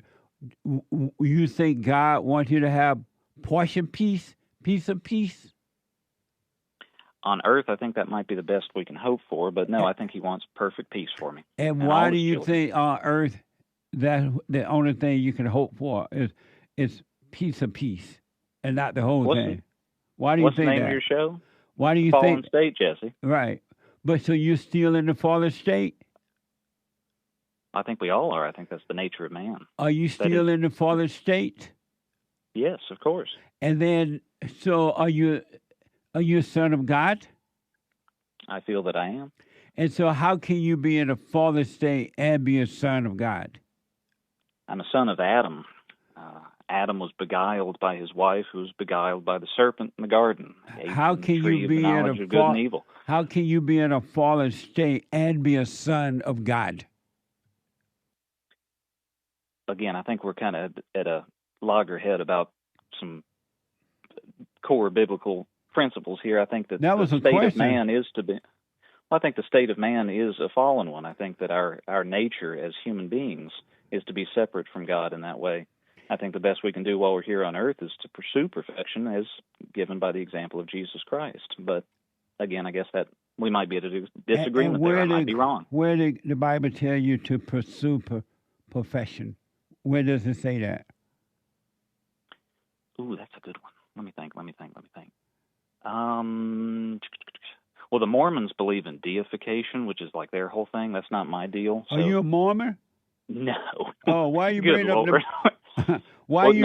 the Mormon? But where in the Bible does it say pursue perfection? I couldn't point to a passage from the top of my head. So why do you say that then? Because Jesus lived a perfect life. I was always taught to pursue a life lived as closely to the one that he lived. And then Jesus tell you to be perfect as your Father in heaven is perfect? I'm sorry, are you asking me that or are you telling me that? Did Jesus tell you to be perfect as your Father in heaven is perfect? Like I said, I cannot point to a specific passage that would Did Jesus tell you to be perfect as your Father in heaven is perfect? Again, Jesse, I'm not sure, so I can't really answer with you don't know, but you're not like a Bible thumper, huh? Well, I think that's a little bit of a derogatory term. I study the Bible. I study lots of world religions. It's a very interesting and fun topic. Amazing. So, last but not least, sure. What would happen if you drop your anger? I dropped my anger. What would happen if you let it all go? And Let never all be anger go at all times. and never be angry again. What would happen? People might start calling me a Buddhist. That's why you don't want to drop it? No, I'm teasing. Oh. No, I'm sure that my life would probably be, one of blissful ignorance if I wasn't angry at anything ever. But so why I don't know if you... I'm ready to do that. I'm sorry? I said I don't know if I'm ready to do that. I don't think I'm ready to entirely forsake an emotion like anger. Oh, you're not ready for that? A productive one. I don't know if I am. That's a pretty extreme thing to ask of someone. Never feel angry again for the rest of my life? Ever? Right. That's an extreme thing to suggest for someone?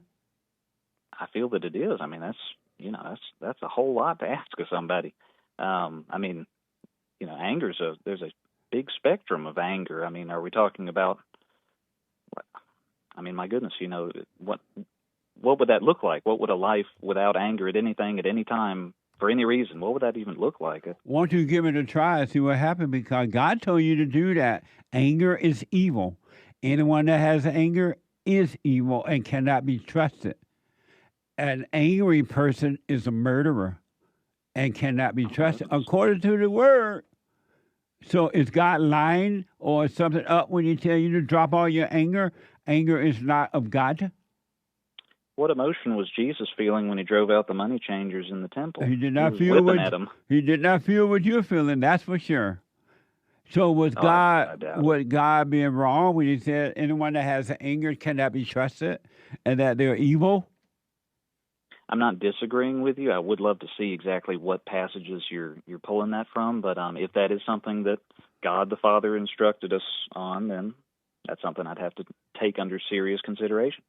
But it's interesting in that you say you've been a Christian all your life, and you think anger is good, it's an emotion, and you should hold on to it. That's no, I wouldn't say it's good by default. I'm just saying that it's one of a pretty big emotional toolkit we have here as humans. But that's that's a default because anger separates you from God. Do you know that you will never know God? You will never be one with Him until you drop your anger. You cannot enter into the kingdom of heaven until you forgive, so He can forgive you.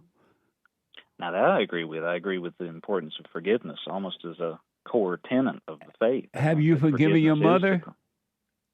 See, that kind of brings me back to the reason I called. Why would you say that? What does that mean? You don't know what forgiving my mother. You don't know what forgiving your mother means?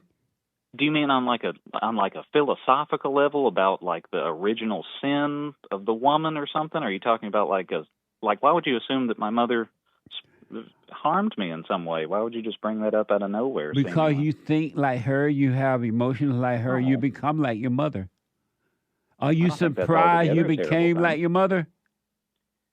Well, to be quite frank, I'm a little bit proud of it. She's a very successful and proud woman. I'm proud that she's my mother, and I'm proud to be compared to her in any way. So you're proud to be like your mama? Most certainly. Really? I love her very much. Really? Well, if you're proud to have that nature of the woman, there's no way out for you. Well, I wouldn't say that it goes that far, Jesse. You're saying you're proud to be like your mama? Absolutely. She's, like I said, she's... So if you're proud to be like your mama, ain't no way out. Again, I feel like that's a little bit extreme. What do you mean? Well, I'm proud to be compared to the good qualities that my mother has. There's nothing good about your mama. Whoa, hey, man. No, ain't nothing good about you. Your mama is evil. That's why Why would you say something like that? That's why that's awful. That's why she recreated you in her image. You're just like your mama. She turned you away from your father, and you think like her, you feel like her, and you're proud of it. That doesn't make sense to me, but I understand it. Jesse, I got to say that's kind of a hurtful thing to say to somebody. Why? I can't imagine why you would. Why would you say something like that, man? Like what? Why would you call my mother an evil person? Because she is. Look what she's done to you. She ran your father off and everything. Why would you say that, Jesse? That's not true at all. It is. Your father cannot handle your mother, because had your father been able to handle your mother, he would have protected you from her, and you would not have your mother's mindset and emotion. You would not be identifying with the evil in your mother. But you and your mother are one. Well, first of all, the first half of that was complete conjecture. You know nothing about my mother. Yes, nothing I about do. my I'm family. talking to you. You just like your mama. I know everything about your mama. Man, that's wild. that's a wild thing to say to somebody. What would on happen the if you radio. went to her and apologized for resenting her for what she'd done to you? Now, What see, would- that's a very legitimate thing to say. What would There is happen- resentment in my heart towards some experiences I've had with my mother, but there's that What towards would every human being that I've ever encountered. And you're if I right. were to apo- You're if right I were about to apologize for them, You're if I were to right apologize- about that. Every human being on earth has to forgive their mothers if they want to be free. What would happen to you if you went to your mother and apologized for resenting her for what she's done to you, knowing that she can help herself because what she's done to you is what her mother did to her? What would happen if you forgave her for what she's done to you? Recreating her image. I have to recontextualize that a little bit. If I were to apologize to my mother for holding resentment against her for any reason, I think it would only strengthen and improve our already happy relationship. What But would I happen? don't agree. What Go would ahead. happen if you went to your mother and apologized for resenting her for what she's done to you? You are so good at phrasing questions that way, because yes, I can agree with your statement. Yes, it would improve our relationship and it would make us both happier. Then if you but think when you that's- say that what is- she did to me, if you're you- implying a whole bunch of, what's the Latin phrase? You're implying a whole bunch of assumptions that you've made that are baseless. No, But it's not basically. It's true. Your mother has destroyed you, and you've identified with her. You're afraid of her, and so you call her good when there's nothing good about her. That's why your father can't deal with her. That's a hateful thing to say. Good God. What? I mean, dang. Doggone, Jesse. Well, I'd be That is wild. doggone if I Yes, sir. wouldn't work all day. What would happen if you went and forgave her for what she's done to you? Forgiveness is always for the good. It What would would improve our happen- relationship and make us both happier and healthier for it. I guarantee you it won't. Your mother would turn your mother would turn against you. You do not have a good and healthy, quote unquote, healthy relationship with your mama. You're afraid of your mama. You cannot go and deal with your mama with courage. Okay. Prove me wrong. Go to your mother and forgive her for turning you against your father, for recreating her image. Mother, I'm sorry for resenting you. I realize you can help yourself. And let God forgive you because your mama ain't going to forgive you. But let me know what happened. Hey, I'll let you know, man. I appreciate the time today. You're welcome, dear. Bye. Whoa, man! As you know, I do lots of counseling all over the world, every day, by phone, Skype, or walk-in. And it's amazing to me that all human beings, not one, have the same problems that's caused by the same spirit, which is evil. And then they have the same mindset about it and thinking that they can overcome. Isn't that amazing? It's the same. And then I've noticed that the men and the women of all who are seriously understanding now and starting to work on themselves are overcoming it. But they had to first, with themselves, admit that they were evil. And the hardest thing for human beings to admit, and that's why they never enter into the kingdom, that they're evil. Anger is evil. And as a result, they're stuck out there in hell. Out there, they cannot get in. Because there is a new world. There's a whole different reality. This outer world is the old world. It's the Old Testament. Everything is still the same. But there's a new world within. But what I really notice about all human beings, even those who are working on themselves, they're chipping away at it. And they're chipping away at it. But what I notice about all human beings, and it's so interesting to me because I'm black and slow. And it's interesting to me to know this, to understand it. Thank God. The one thing that all human beings have in common, a couple things. Number one, they are afraid not to trust their thoughts and emotions. They are afraid, like literally afraid, not to trust their thoughts and emotions. In spite of all the hell and the ups and the downs and the letdowns that their thoughts and emotions bring unto them in relationships and everything, they are still afraid not to trust it. Think about that. That is so deep, I don't know what to do with it. All human beings are afraid, literally afraid, not to trust their thoughts and emotions. And it doesn't matter, because I counsel with all kinds of folks, degrees, so-called professionals, experts, and everything, all races, men and women. And they all have that one thing in common: afraid not to trust their thoughts and emotions. Even though they don't work. And they know they don't work. They have hell with them. But they're afraid not to trust them. And then another thing I noticed, all human beings are afraid to live without interfering with their lives. All human beings, not one, are afraid to live and not interfere with their lives. They got to interfere. And because they're interfering with their life, they can't live. They're interfering with it. That's mind-blowing to me. They are afraid not to interfere with their lives. And because they're afraid not interfere with it, just let life happen, they're destroying themselves. And they don't see that interfering with the life is what brings on the destruction of their lives. That's mind-blowing to me. They are afraid not to interfere with their lives.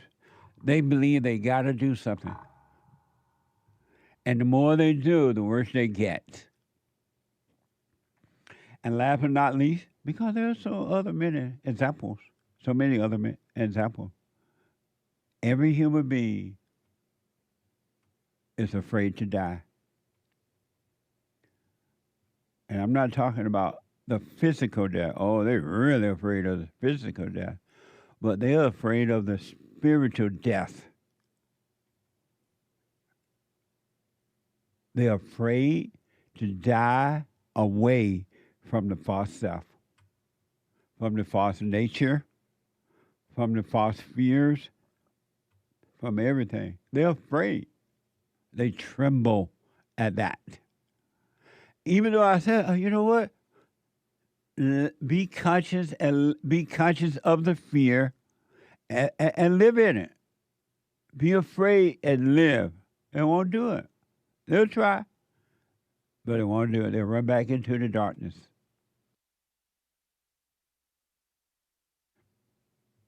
And they don't know that absolutely everything about their lives, and themselves is an illusion. There's nothing real about it. Nothing, zero real about it.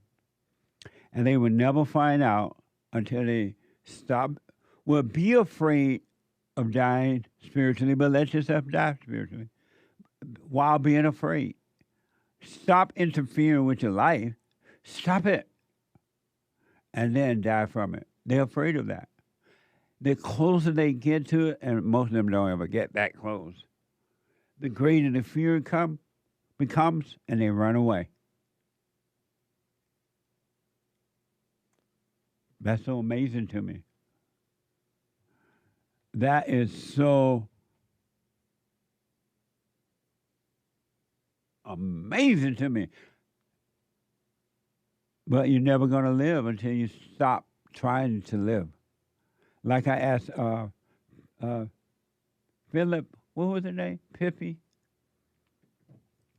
The boy from Alabama just Tripp. Tripp. What would happen, Tripp, if you stop trying to live up to the standards you've been taught? Because they ain't working. He admitted they're not working. And then you say, oh, I'm just only human. They make up excuses because that's what they've been taught. What would happen if you gave up all what you've been taught and just live? Why don't you give that a try? You know what? I'm just going to live. And I'm not going to interfere with my life anymore. And see what happens. It ain't working the way I'm doing it. Why don't you just see that and say that and do it? It ain't working the way you're doing it. Why not stop and live? Because the world is hell. Right here, you're in hell inside of you first and outside of you in that world. And everybody around you is in hell, and they're inflicting their hell on you, and you're inflicting your hell on them, and you call it heaven. You call it natural. I'm just human, you say. Everybody's this way, you say. Well, you can't have perfect peace, you say. Because no one has perfect peace, you say. And you're living your life like everybody around you with no perfect peace because no one has perfect peace. So you don't believe it. What a sad way to live and an unnecessary way to live.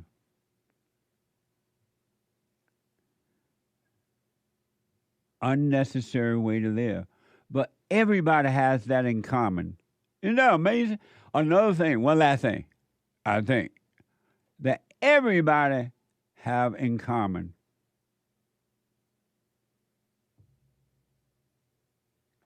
And it's mind-blowing. They're only human, and so it is what it is. And one day, when they die, they think it's going to be different. They don't know that if when they drop that body, if you're still in the hell mentality and emotion condition you are when you drop your body, you're dropping your body in hell, you're going to stay in hell. Ain't no way out. I would suggest you overcome hell right now on earth. And when you drop your body in heaven and just continue. Because you're already in heaven if you drop your body, if you drop your ego, if you shaking your boot and live. 888-7753-773. One quick example of hell on earth. You heard about those people in Louisiana that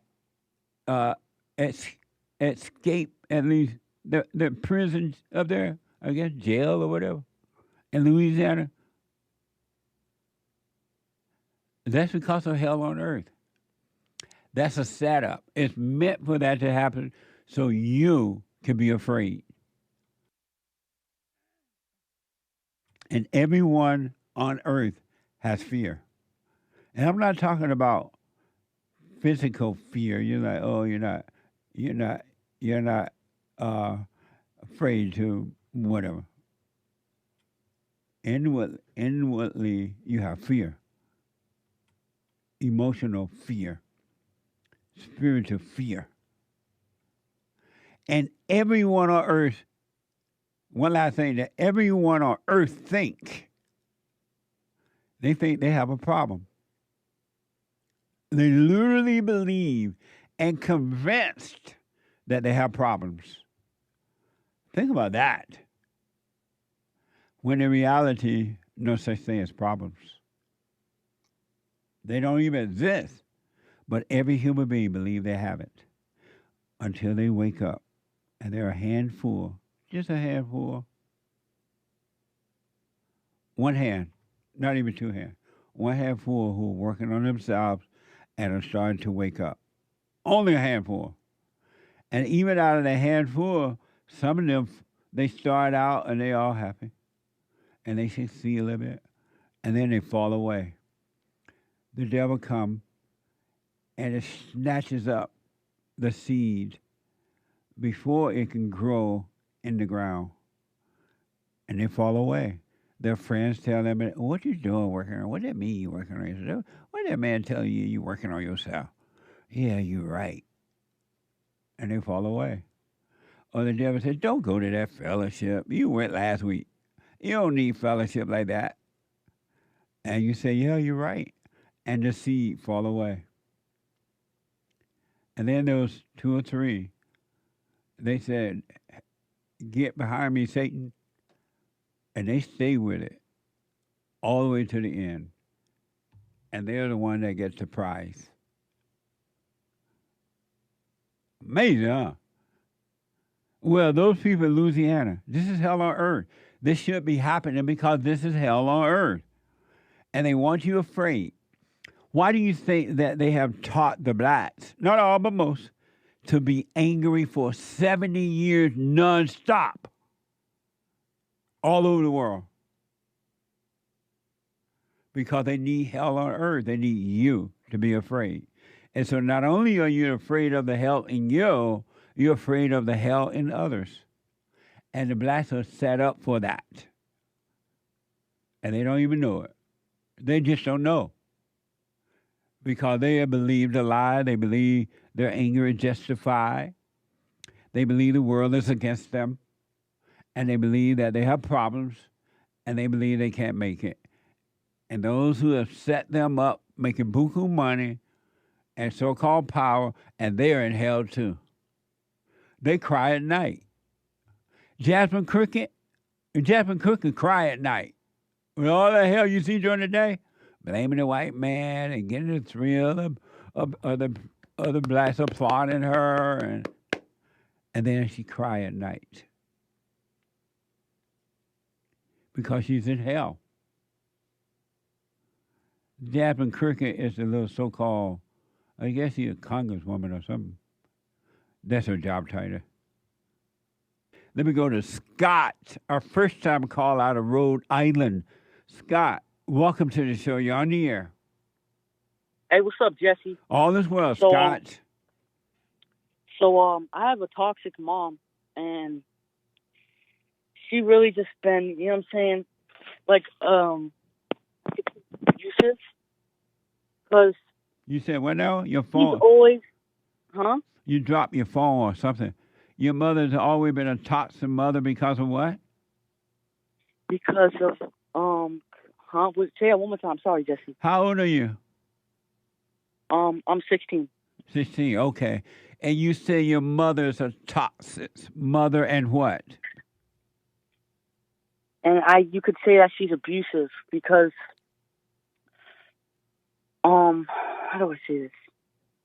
So what happens is when I go to her house, she always is like rude to me, and she's is rude to my dad. She calls him names and stuff. And she's taught every time I go to the house, we get in an argument. She kicks me out of the house, and she calls me back crying and all this stuff. And I after a couple of days, I feel bad, but I really don't want to deal with her. And this reason, I call, and she's constantly doing this. And what do I do? Okay, and so when you so you live with your father? Yes, correct. And then you go spend time with her? Yes. You're 16 years old. Why do you go? You don't have to go. You're 16. You have a point. I mean, you could say that I feel bad, and that I go to her house when I guess you could say I try to forgive her. You feel bad for what? About what? Good question. Good question, Jesse. And so, what do you feel bad about? That makes you go back over there when you're 16 and you don't have to go. You're feeling bad about what? I guess because she calls me and she cries about it. But and so you feel bad when she cries? Yes. And why do you feel bad when the devil cries?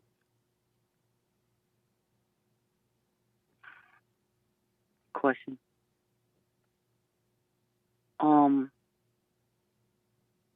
It's hard to say, Jesse. I don't know. What does your father say about you going there knowing that she's treating you this way? He says I shouldn't go over there, and it's just going to be a pain because she's going to do the same thing every time. Yeah. Can you hold for me? Let me take a break. Yes, of course. Hold on. Don't hang up. All right, hold on. Let me go back to Scott. I'm first-time call out of Rhode Island, and I believe Scott is 16 years old. He goes to his mother. How he lived with the father, goes to his mother, and his mother giving him a lot of problems.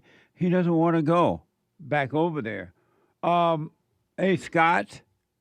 What's up, Jesse? And so when you tell your father how your mother's treating you and you don't want to go, and he tell you not to, right? Yes. But you feel bad for your mother because she, according to you, she called up crying, and she's crying. And what is she saying to you when she's crying? She's sorry. Please come back. And things like that, honestly. Oh, okay. And when she's crying, do you tell her she's lying? No.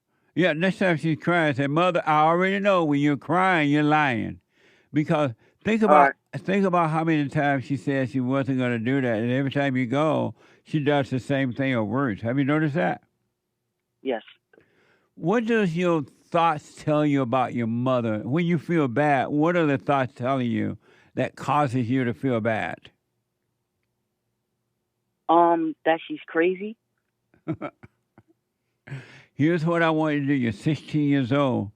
If you don't start dealing with your mother in a perfect way, you're not going to be able to deal with the world, women and men, in the right way. So I want to encourage you to start dealing with her in the right way. Have you forgiven her for what she's done to you? Yes. You told her that?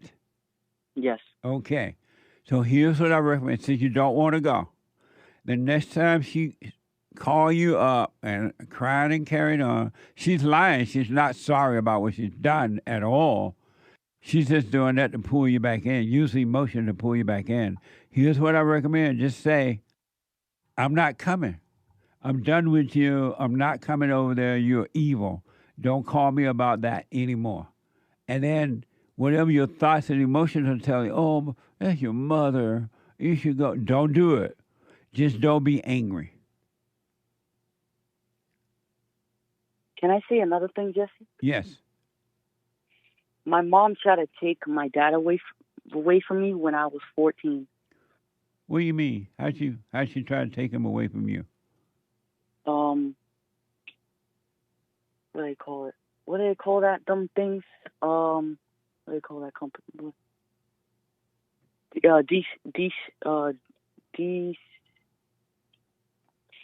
DC. I can't remember, but it's like you know them people that try to take you away from your parents. Oh, so like when you were a kid, your mother tried to put you in some type of home or something?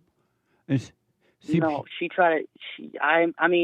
She tried to take me away from like what they use on abusive parents and stuff. CPS thing? Yeah, I think that's what it is. What's that called, Hake? Child Protective Services? Yes, correct. So your mother and father were not married or something? No, they're not. They're split. Since I was a baby. Oh, so you were with your father, and your mother tried to keep you from being with him by calling CPS?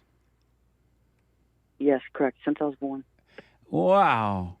And how do you feel about that? I don't know. I guess I don't know, Jesse, because I've been like that ever since I was a baby. Wow. So I don't have too much reaction to it because I'm just used to it. You could say that. Right. And how are things with you and your father? Great. He's amazing. He pretty much helps me get through everything. He helps me with football. Right on. And MMA. If you know what that is. Scott, here's what I recommend. Do what you want, but I recommend you stop dealing with your mother. Be done with her. You don't owe her anything. You don't have any obligation to her at all. And just because she fed you and had you, that wasn't a deal. She did that because she wanted to get pregnant and have a child. So don't feel guilty about it. Guilt is not real anyway. But just don't be angry with her. And you're 16 now. And I really want to encourage you not to be angry because those thoughts will deceive you and make you do the wrong thing. So don't be angry. And I want you to learn to speak up for yourself. Just don't be mad and be done with her. Just let her know, I'm not coming back. You're evil. I don't want to be around you. And I'm not coming back. So stop calling me and stop everything. And move on with your life. Thank you, Jesse. I appreciate it. Will you do that? Yes, I will. Of course. And those thoughts and emotions, oh, you hurt her feeling. No, you're not hurting her feeling. Those feelings are hers and not yours.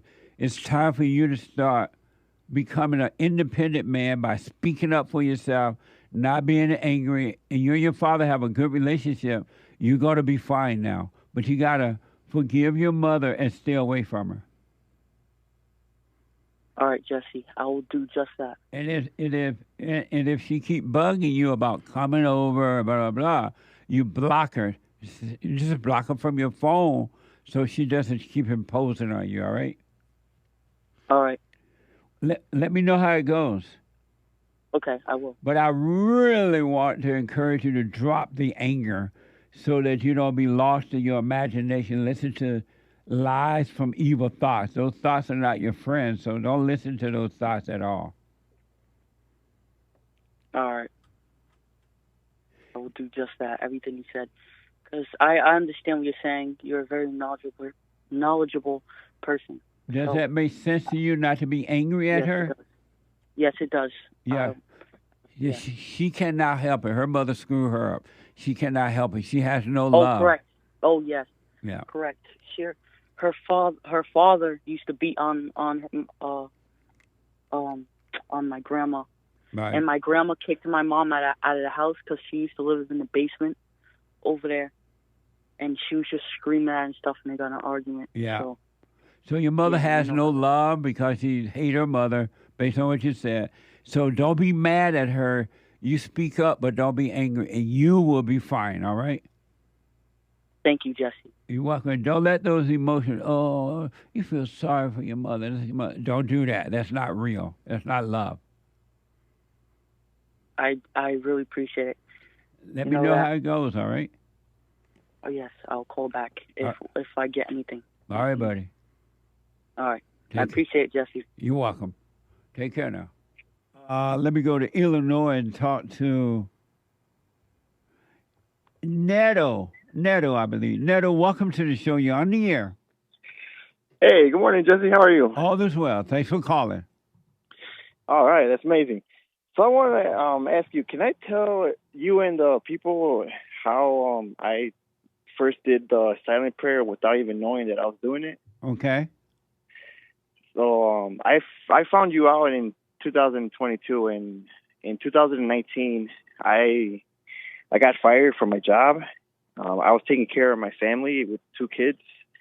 I was married we're going on 15 years, and work got really hard, and it was mainly my life. You know, I had a lot of pain in me, and it got so bad that my wife, she didn't obey me or anything, and my kids she was starting to destroy them, and one day she told me, she's like, can I throw one of my friends a baby shower? And I told her, no, we need that money to pay our bills and, to keep surviving. And she ended up doing it. And that made me so angry that I ended up basically getting fired because I stole something from work and I got caught and I got fired. And that sent my wife into like the worst, because I was basically feeding her ego, and I had an ego too. And one night I was feeling all the pains of regret, just everything, all the pains you could think of. And I went into the bathroom and I looked at myself in the mirror and I was like, why did I do all this? And that flash of an instinct, God gave me, he showed me everything that I did wrong in 1 second. I saw how bad I was, and I started crying, and I sat on the toilet. I was hurt, and my stomach was hurting, and I told God, I'm like, I'm so sorry, I'm so evil. Like, can you please just take all the pain out of me? And I closed my eyes, and I was just silent. I just didn't move, didn't do anything. I was just sat there, and 2 minutes went by, and I felt something get sucked out of me, like God put a straw in me and he sucked everything out of me, all the pain. And after that, I felt this peace where nothing mattered. Like, I didn't feel anything at all. It was just like looking at a blank sheet of paper, just all white. And that's when I felt that peace. And I didn't know what it was. I didn't know what I did, because I was raised Catholic, so I was I only knew words. I knew about God, but I didn't know him. And it's been a struggle. Like, it's been hell still, but now I could see, and I could see the anger, and I could see all the thoughts and everything. And she's still lost. My kids are coming back to me. My daughter came back to me. My son's still dealing with a bunch of anger that he's still trying to fight it. Or I tried to talk to him, but that's what I want to tell you. How old are you? I'm 40. You're 40? Wow, you sound so young. I thought you were younger. That is amazing, man. You're right on, and that's the way to do it. Ask God, and he will show you like that. You stay with it, stay with it, stay with it. And it sounds like you already know this, but I'll repeat it.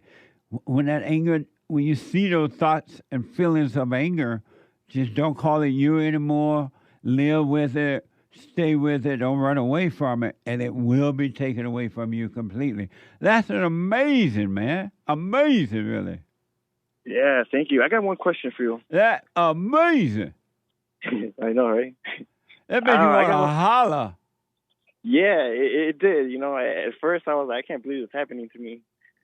But the only thing is my son is that he still has a lot of anger in me, and sometimes he 2 times he came at me with a knife. How old is he? He's 15. And so does he live with you? Yes. Oh, we're still married. Oh, you still with that woman? Yeah. How's that going? It's terrible. She cheated on me twice after I got fired. It's been pure hell. But why the hell you got rid of her? Why are you staying with her? Because I don't get mad. So you stay with her because you don't get mad? I don't see. Well, and my kids too. I don't want her to have them. And so because of time, what is it like living in the same home now with a woman that's angry like that, cheated twice, your son's coming after you with a knife according to you? What is it like living in the same household with that? When I see my wife, I see her get angry, I kind of see her like a little girl now. Like I tell her, hey, you need to calm down, young lady, or I speak up, like you say. And I've told her before. One time she was crying. I said, when women cry, they're lying. And she looked at me. She instantly stopped crying and looked me in the side of the eye. And I saw her. I'm like, oh, yep. I rest my case. When they're crying. When she's crying, she's lying. And so, like, your son came after you with a knife. What does that mean? He shows always, like, if he gets angry at his sister or his mom, I tell him you need to calm down. And exactly when I say that, he gets this rage in his eye and he comes at me. And I'm quick enough to stop him. I grab his arm, and 2 times I said, in Jesus' name, get out of my son, and that helps. I don't know, it's helped, so I say it. But do you sleep in the same house at night as your son? Yeah, he has his own room. Hey, 15, you know what? Do what you want. If your son is that angry at you that he can come at you out of a knife, that means that he got some serious spiritual issues talking to him, being influences him in his head. I don't know if you should take that risk. Let him be in the house like that. I'm not going to, I understand, but I'm not going to put him in an institution. Why not? Because that's where he's going to definitely be lost. But he can also, and again, I don't know, I'm not saying, I just know cases like this. He could be so angry that he's listening to those voices in his head, and those voices can tell him to take your life. Your father don't love you. Look how mean he is to your dad. I mean, your mother. Look how he treat you. You might well kill him. I mean, aren't you concerned about that? Or are you? No, I'm not. I mean, at one point I was worried, but not anymore. Now that I got God on my side, and the power of forgiveness, it blows anything out the water. So I just try to. Everything that you say, I tell him, and I tell him about the silent prayer, and that's all I could do. Just take it one day at a time. Do you tell him to drop that anger that his mother has turned him against you? Yes. And what does he say? All he says, he's like, I try. He tried to what? Forgive his he's mother? he's trying to drop his anger and forgive and all that. Is he doing the silent prayer? Sometimes he does it and sometimes he doesn't. He says it's really hard for him. And so he comes after you with a knife and you grab his hand? Yep. That's amazing, man. Yeah. I'm thinking about this story down in Palm Springs, California. There was a young white kid who has been accused of creating bombs and going down and trying to destroy a fertility clinic. And he blew up the fertility clinic in his car. He was in the car too. He died, according to the report. And so they talked to his father, and his father said, well, he was always like that. He was always creating little cocktail bombs and things like that. The father said that when the boy was young, he burned down their house. And so the signs are always there, but people tend not to pay attention to the signs. I don't know. I wish you well with that, man. Really, I do. And I'm not telling you to put him out, and that's up to you. But I would really be careful with that. Try to make sure this boy is not living in his head and listen to thoughts about hurting you, because even when he went at you with a knife, he would listen to angry, evil spirits telling him to do that. Yeah. I told him when he came at me with the knife, I told him, I'm like, this is not you. This is evil. Yeah. Yeah. How many times has he done that? 2 times with a knife, and then 1 time with a bat. What? And yeah, it's been like in the past maybe like 5 months since I've been waking up more, and I think my anger transferred to him, but I don't know. No, he hates you. Based on what you said, he hates you. He's identified with his mother. He hates you because he's identified with her. Yeah, she is. She is really gone. And why is she working on herself? No. Why are you staying with Satan? Because I'm not afraid. I don't know. It's just like I take it one day at a time, and one day is good, and then one day is bad, and yeah. It sounds like a bad situation, man. With all that going on, I don't know if I would take that risk. I don't know if God would want you. I don't think God means for you to stay in a place where your son is coming after you with knives and a bat, and then your wife is hating you like that and influencing him and all. I don't know. I think you're taking the joke too far. I don't know if you're supposed to stay in that environment. How God ain't gonna protect you like that? How old is your son? 15. That's like a young adult. Yeah. And I told her, I'm like, you need to stop all this anger. You need to drop it because you're getting bigger and older, and there's going to be a certain time where I can't even protect you. And what did he say? He's like, yeah, you're right. And what did he say about coming at you with he was going to beat you down with the bat? Yeah, he had it behind his back. This is his head. And before he came down with it, I grabbed his arm, so he wasn't able to do anything. Is he like a big guy or a little skinny Mexican? He's no, I'm 6 feet, 200 pounds, and he's about 5'9", 150. So he's getting up there. Wow. And you stand in that situation because you ain't scared because you got the Lord. Yep. I don't know about it. You got to have some wisdom, man, and understanding. It doesn't sound like a situation you should be in, or maybe, and however you should be in. Maybe they have to leave, or you should get out of the situation. But it's up to you, man. But be careful, because evil works in people, and it's always talking to their mind, speaking to them about crazy stuff. And if they're not understanding what's speaking to them, evil can convince your son to do some horrible things in their household. I understand. Yeah, I'll keep all of this in mind, and I'm gonna keep talking to him.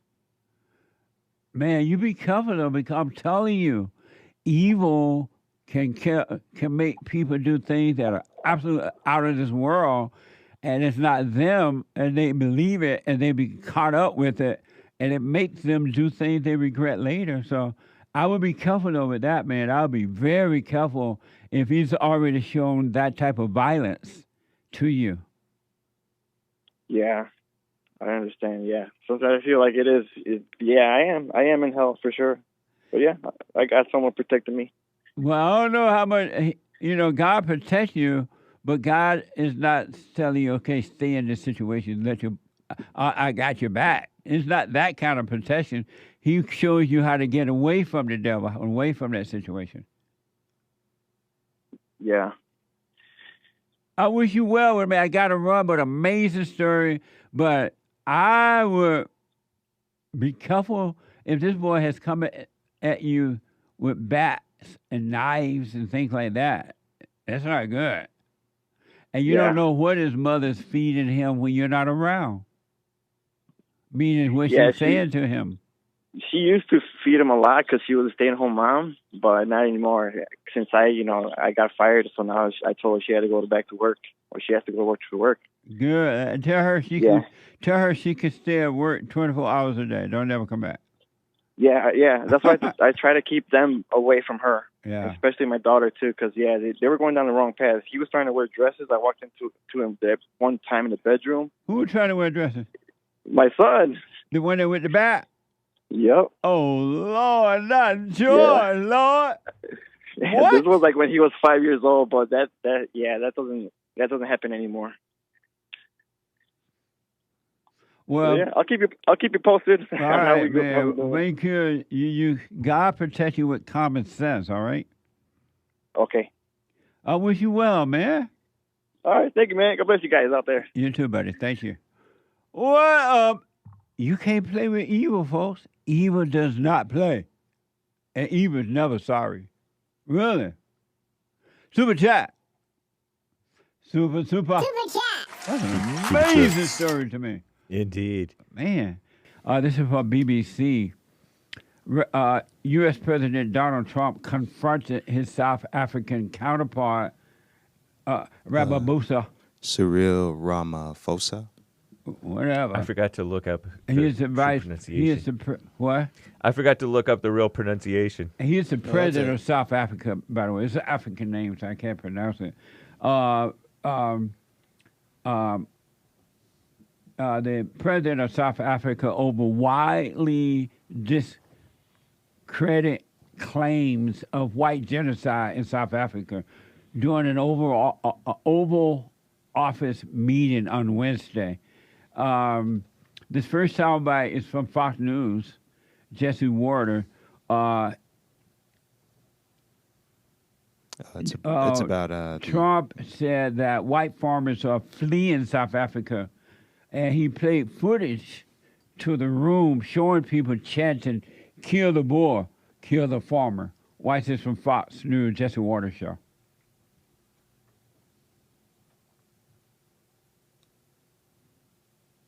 Here we go. Excuse me, turn the lights down. Turn the lights down and just put this on. It's right behind you.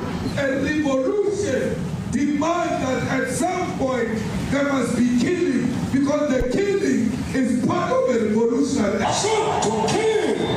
Come on, sir! Kill the poor! The farmer! Kill the poor! The farmer! Amazing, huh? Amazing. And they were chanting, "Kill the Boer, the farmers." All right. And next, Trump pulled out the binder of death. Watch this from Fox. Trump forced the president to watch videos of South Africans call for white genocide. The South African president didn't budge. So then Trump whipped out the binder of death. These are articles over the last few days. Death of people. Death, death, death, horrible death. Death, I don't know. To pick anyone, white South Africans are fleeing because of the violence and racist laws. And this is all, I mean, I'll give these to you. So when you say, what would I like to do? I don't know what to do. Look at this. White South African couples say that they were attacked violently. Amazing. And here is Trump asked the president of South Africa, why did he arrest the man chanting, "Kill the Boer"? The South African president still didn't want to lift a finger. Why wouldn't you arrest that man? That man said, "Kill the white farmers, kill the white farmers." And then he danced, and he's dancing, and it's "kill the white farmers." I'm not sure, but I think if somebody got up in Parliament and started saying, "Kill a certain group of people," he would be arrested very quickly. That man is going all over South Africa, and that's not a small party. That was a stadium that holds 100,000 people, and I hardly saw an empty seat. Amazing. And again, this is President Trump talking to the president of South Africa. Here is NBC asked Trump why he didn't let other non-white refugees in. Watch this. Well, the press saw this, and they picked a side. Whose side are they on? Genocide side.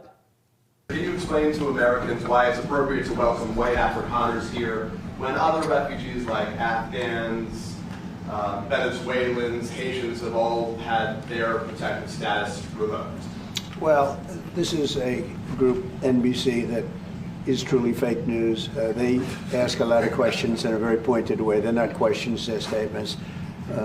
We've had tremendous complaints about Africa, about other countries too, from people. They say there's a lot of bad things going on in Africa, and that's what we're going to be discussing today. When you say we don't take others, all you have to do is take a look at the southern border. We let 21 million people come through our border, totally unchecked, totally unvetted. They came from all over the world. Amazing. And here is the South African president. He tried to avoid the genocide conversation by bringing up golf and trade deals. Watch this. What was remarkable, Terry, is that clearly the South African president walking into this tried to do everything to avoid that Zelensky-Trump Oval Office blowup. He started with flattery of the president. He tried to bond with Trump over golf, even bringing two pro golfers from South Africa as part of his delegation. He said he was gifting the president this 14-kilogram golf book and said he was working on his golf game so he could play with the president. And at the beginning, the focus was really on economic ties, on trade. South Africa is a much smaller economy that relies on the United States, and the South African president focusing this meeting on those ties. That was from ABC News. And the last one is one of the white golfers told Trump that his father's former friend have been killed and farms are being frequently burned. This is from ASTV. What's this? I grew up in an area in South Africa that is a farmland area, Polokwane, and there is some issues up there. Obviously, my dad was a property developer as well as a part-time farmer, and yeah, some of these buddy farmers got killed. The farm is still going. My brothers run it, but it's a constant battle with farms they're trying to burn the farms down to chase you away. So it is a concern to try and make a living as a farmer. And at the end, without farmers, there's no food on the plate. Amazing. So he brought in a golfer to butter him up. Yeah. And the golfer undermines the black president who's trying to cover up the genocide. Amazing. I don't know if that was his golfer, the president's golfer that I brought in. I thought that might have been Trump's friend, a friend of Trump's. Maybe. They said one of the golfers. I was thinking like Joel too, but now I'm not sure. It could be. Let's see what they said here. They said one of the white golfers told Trump that his father's former friend had been killed and farms are frequently burned. So yeah, he was a golfer, according to this report. Yeah. Yeah. Why would a No, I mean, like I think it was Trump's friend that was the golfer, not the president's friend. One of the white golfers told Trump. Those were South African white golfers. Those were South African. The South African president brought in a couple of golfers in his delegation to try to relate to Trump on golf. Right. He was trying to play. No way, his own guy. One of the white golfers that the black president brought with him. It was his own guy. Right. It was his own guy. So, Nick, you say? This moment was first starting off just perfect. Because, the funniest thing about it is, like, he comes in all wide-faced, like, okay, I didn't expect that one. Uh-oh. They're showing video. They're chanting, kill the Boer. Oops, but he's kind of like laughing it off and trying to make it like a not too big of a deal. But that's not even what's really going on. He had to show up. This Cyril Ramaphosa, the South African guy, he had to show up to say the biggest lie to the biggest crowd possible, because that's how these people operate. But it was awesome that Trump was able to just be truthful about it all the way through. Amazing. Like, it wasn't like hemming and hawing and saying, okay, well, I can't confirm that. No, he was there to say how you're treating the white South Afrikaners is wrong. And no one else in the world is doing that. There's literally no one else in the world doing that. Did you know that? No other international organization. No, not the UN. They don't recognize it as a genocide. So I thought he was strong all the way through, and it was perfect. Amazing. And you say? Yeah, I agree. Joel. I think that Joel Friday. That's good that he's pointing out the facts of the evidence to the president, the South African president, to point out, because I seen some of the video. That's why I had talked about the golfers, but I could be mistaken on who's who. But the point is that the South African president, Trump had told them, like, hey, he's in front of 100,000 people in this crowd, but the South African president was saying that that's just a small government party or a small political party.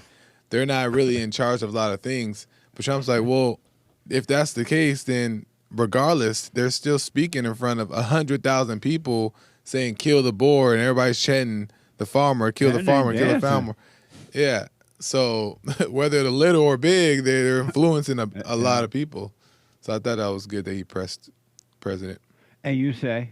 That was interesting. Derrick, my producer. Yeah. And it excerpts. Right on. It was interesting to watch. Yeah, it's good that he addressed the president on this genocide that's going on in Africa. Yeah. So yeah, I commend him on that. I was reading that there was actually a decline in the amount of people being killed out there as far as white farmers. So yeah, it's nice to see him address this, and I don't think it's wrong for us to take in these white refugees. I remember you were mentioning all around the board. You know, my only pushback with what you said, Joel, was you know, it's we're the United States, and we have a right to welcome anyone that we want into our country. You know, and majority of the time, white people are gonna do a society better than any other race. So, you know, welcome the white people, man. You gotta love them. So, but besides that, yeah, it was interesting to watch. Yeah, and it was nice to see him kind of little boy him in a way, because like, you know, we're the United States. Yeah. You know, we're the top dogs. The superpower. We're the superpower. So, yeah, it was interesting to watch. Amazing. And you say? Did you want to respond to? Oh, I mean afterwards. Okay. You say? Always refreshing the way that Trump handles business. You know, he's just straightforward, not backing down on what he knows to be the truth. Yeah. And I really appreciate him. That's this type of thing, shining a light, is more important than any of the policies, in my opinion, because he's being the light. I'm going to get to y'all calls in a minute. I just want to. This is so important. This is the first time I ever seen a president truly stand up for America. I just never seen this before. In spite of the R's and the attack against him, don't worry about it. I'll run out and get the next call. I tripped him up. In spite of that, I've never seen a president that truly worked for the people and not against the people, even with the media and other people going against him. He's just for America, and for that I'm so grateful. It's so amazing to see it, and I imagine that what would it be if our whole government stood up? They know they work for us. If they really put America first, this country would be something else. We would be floating on air. But Donald Trump is an exception to the rule. I've not seen it before. Amazing. And with courage, he's able to he's able to stand alone. Totally stand alone and do it. And just deal with them. All power and authority. Not moved by their piddly facts, and like he's pointed out, those are pointed questions. Those are statements. Those are not questions from that NBC or whoever it was that asked him, "Oh, you brought it. How is it right that you brought in these refugees when you ended the protected status of these others?" I have never seen anyone stand up for white people like this. Yeah. Not since I've been an adult. And there is a genocide in South Africa under white. It's been going on for a long time. Obama never mentioned it. Yep. The guy, Joe Biden, never mentioned it. And it happened in all of the white countries, to be honest with you. Yep. And this is the first time I ever see anyone truly stand up for the white people. And I know that there are a lot of other people coming here, they're claiming refugee status. But what I think most people don't know is that those people that are coming here illegally, they have been trained, they have been told to say that they're refugees. Not that they were truly refugees, but they have been told to say, if you get caught, or when you get across that border, you tell the Border Patrol that you're a refugee and they have to let you in. I want to plead asylum. Right. But these are true refugees, and it's the first time I ever seen that happen before. But there were other people not real refugees. They were just told this. There were organizations, and it was all over the news. There were organizations paying these people, teaching these people what they gave them cell phones and everything. Mm-hmm. Just say that you're a refugee and you get in. The refugee system has been abused on America and against Americans for decades. And on the international stage, consider that even like the folks in Myanmar, the Rohingya, those folks over in Iraq, and even the Palestinians, they're all of those people have some international organization backing them, saying they're being genocided, blah blah Right. blah. Yeah. There's literally nothing. It's an organized thing. It's not real. And there's countries all over the world that are welcoming those people. Right, that's what I'm saying. Mostly white countries. All those groups have somebody backing them. The Yep. Afrikaners don't have any international organization. Everybody denies it. Yeah. What a mess. I think. yeah, Wait, go I was ahead. going to say Because of time. I think my only pushback would just be I'd really want to see Trump address just the white genocide here in America. Yeah. Me As too. far as like, for instance, the Austin Metcalf case, I'd love to see him come out and just speak out against that. Who was that? The Austin Metcalf, The boy who got stabbed the boy at the who got track meet. At the track meet. Oh, yeah. Yeah. So, By that black guy. Yeah, Allegedly. yeah, By the black allegedly. guy. Yeah. So things of that nature. I just love to see him address that. But it's good that he's addressing it in Africa. Yeah. Because of time. Last word about this. It's interesting how the intellectuals hide the truth. Yeah. And in some cases don't even see the truth. Last word. White is right. Last word. I don't really have a last word. Last word. Amazing. Amazing. Thank you, Trump. It's a spiritual battle, folks, like I've never seen before. Unless it was happening because I was young, I wasn't paying attention. I've never seen this bad before. And it's only going to get worse. 888-7753-773. Let me go to New Hampshire and talk to a first-time caller, Lamont.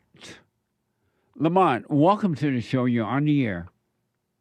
Thank you. Thank you very much. You're welcome. Thank you for having me. Hello? Yes, sir. Go ahead. Yeah. Okay. I was listening to your show. I'm a little excited, so just bear with my excitement because I noticed you when I first saw you on the internet. I was listening to your words, and I heard you say, "Stay conscious." And I was like, I'm conscious all the time. You know, I look around. But then when you say stay conscious for yourself, that's when my whole life changed. And I just wanted to thank you because it felt like I was almost there in life, but I didn't know what I was doing. Yeah. I hear your stories. I hear everybody's stories. Even I can relate to your story, how you say that you tried to commit suicide twice from a girl, you know, with pills. And I'm like, I did the same thing. Like, I literally got my stomach pumped out, and I did that because a girl was going to leave me. Yeah. So I'm just listening to you, and I just keep listening to you, and I'm just like, he's right. You know, everything's good. The world is what it is, right? They say that the world is perfect. And I don't understand what that means, but everybody is just, I don't know.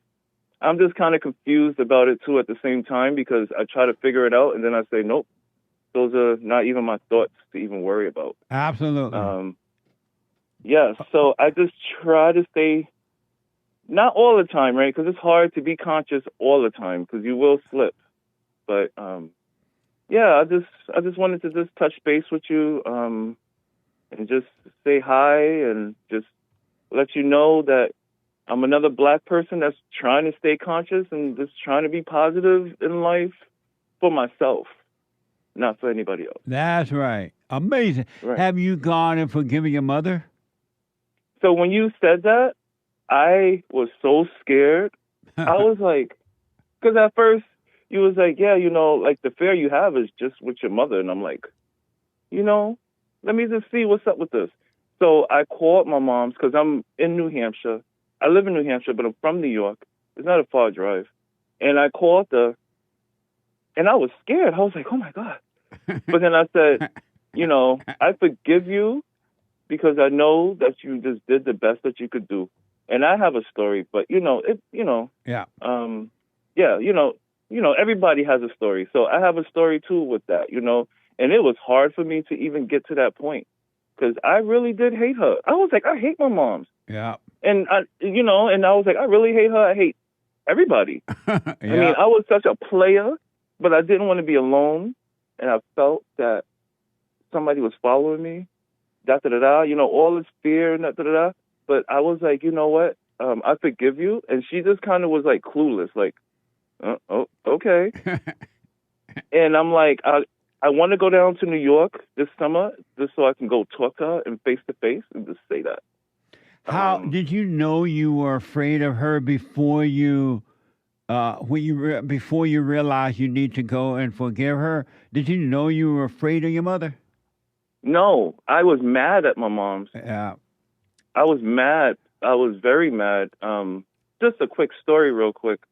My mother, so she almost didn't have me. And she had a best friend named Lee. And her best friend and my mom's, they was, best friends, whatever. And so Lee found out that my mom's was at the abortion clinic. This is in the 70s. And so my best friend, so her best friend Lee, she went to the abortion clinic, told her, don't do it, have the kid, which is me. And then a few months later, I popped out. So I popped out, and for some reason I couldn't call my mom's Lee.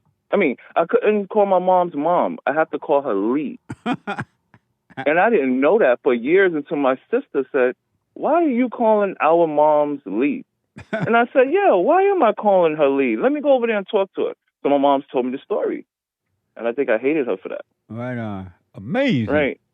Yes. Yes. Well, and you stay with, how old are you now? I'm 47. I'm going to be 48 this year. But how old are you today? How old am I today? Yes. Today, I feel like a brand new person. But I could tell you something. Yeah, go ahead. You're 47, right? I'm 47 right now. Lamont, I want to encourage you, man.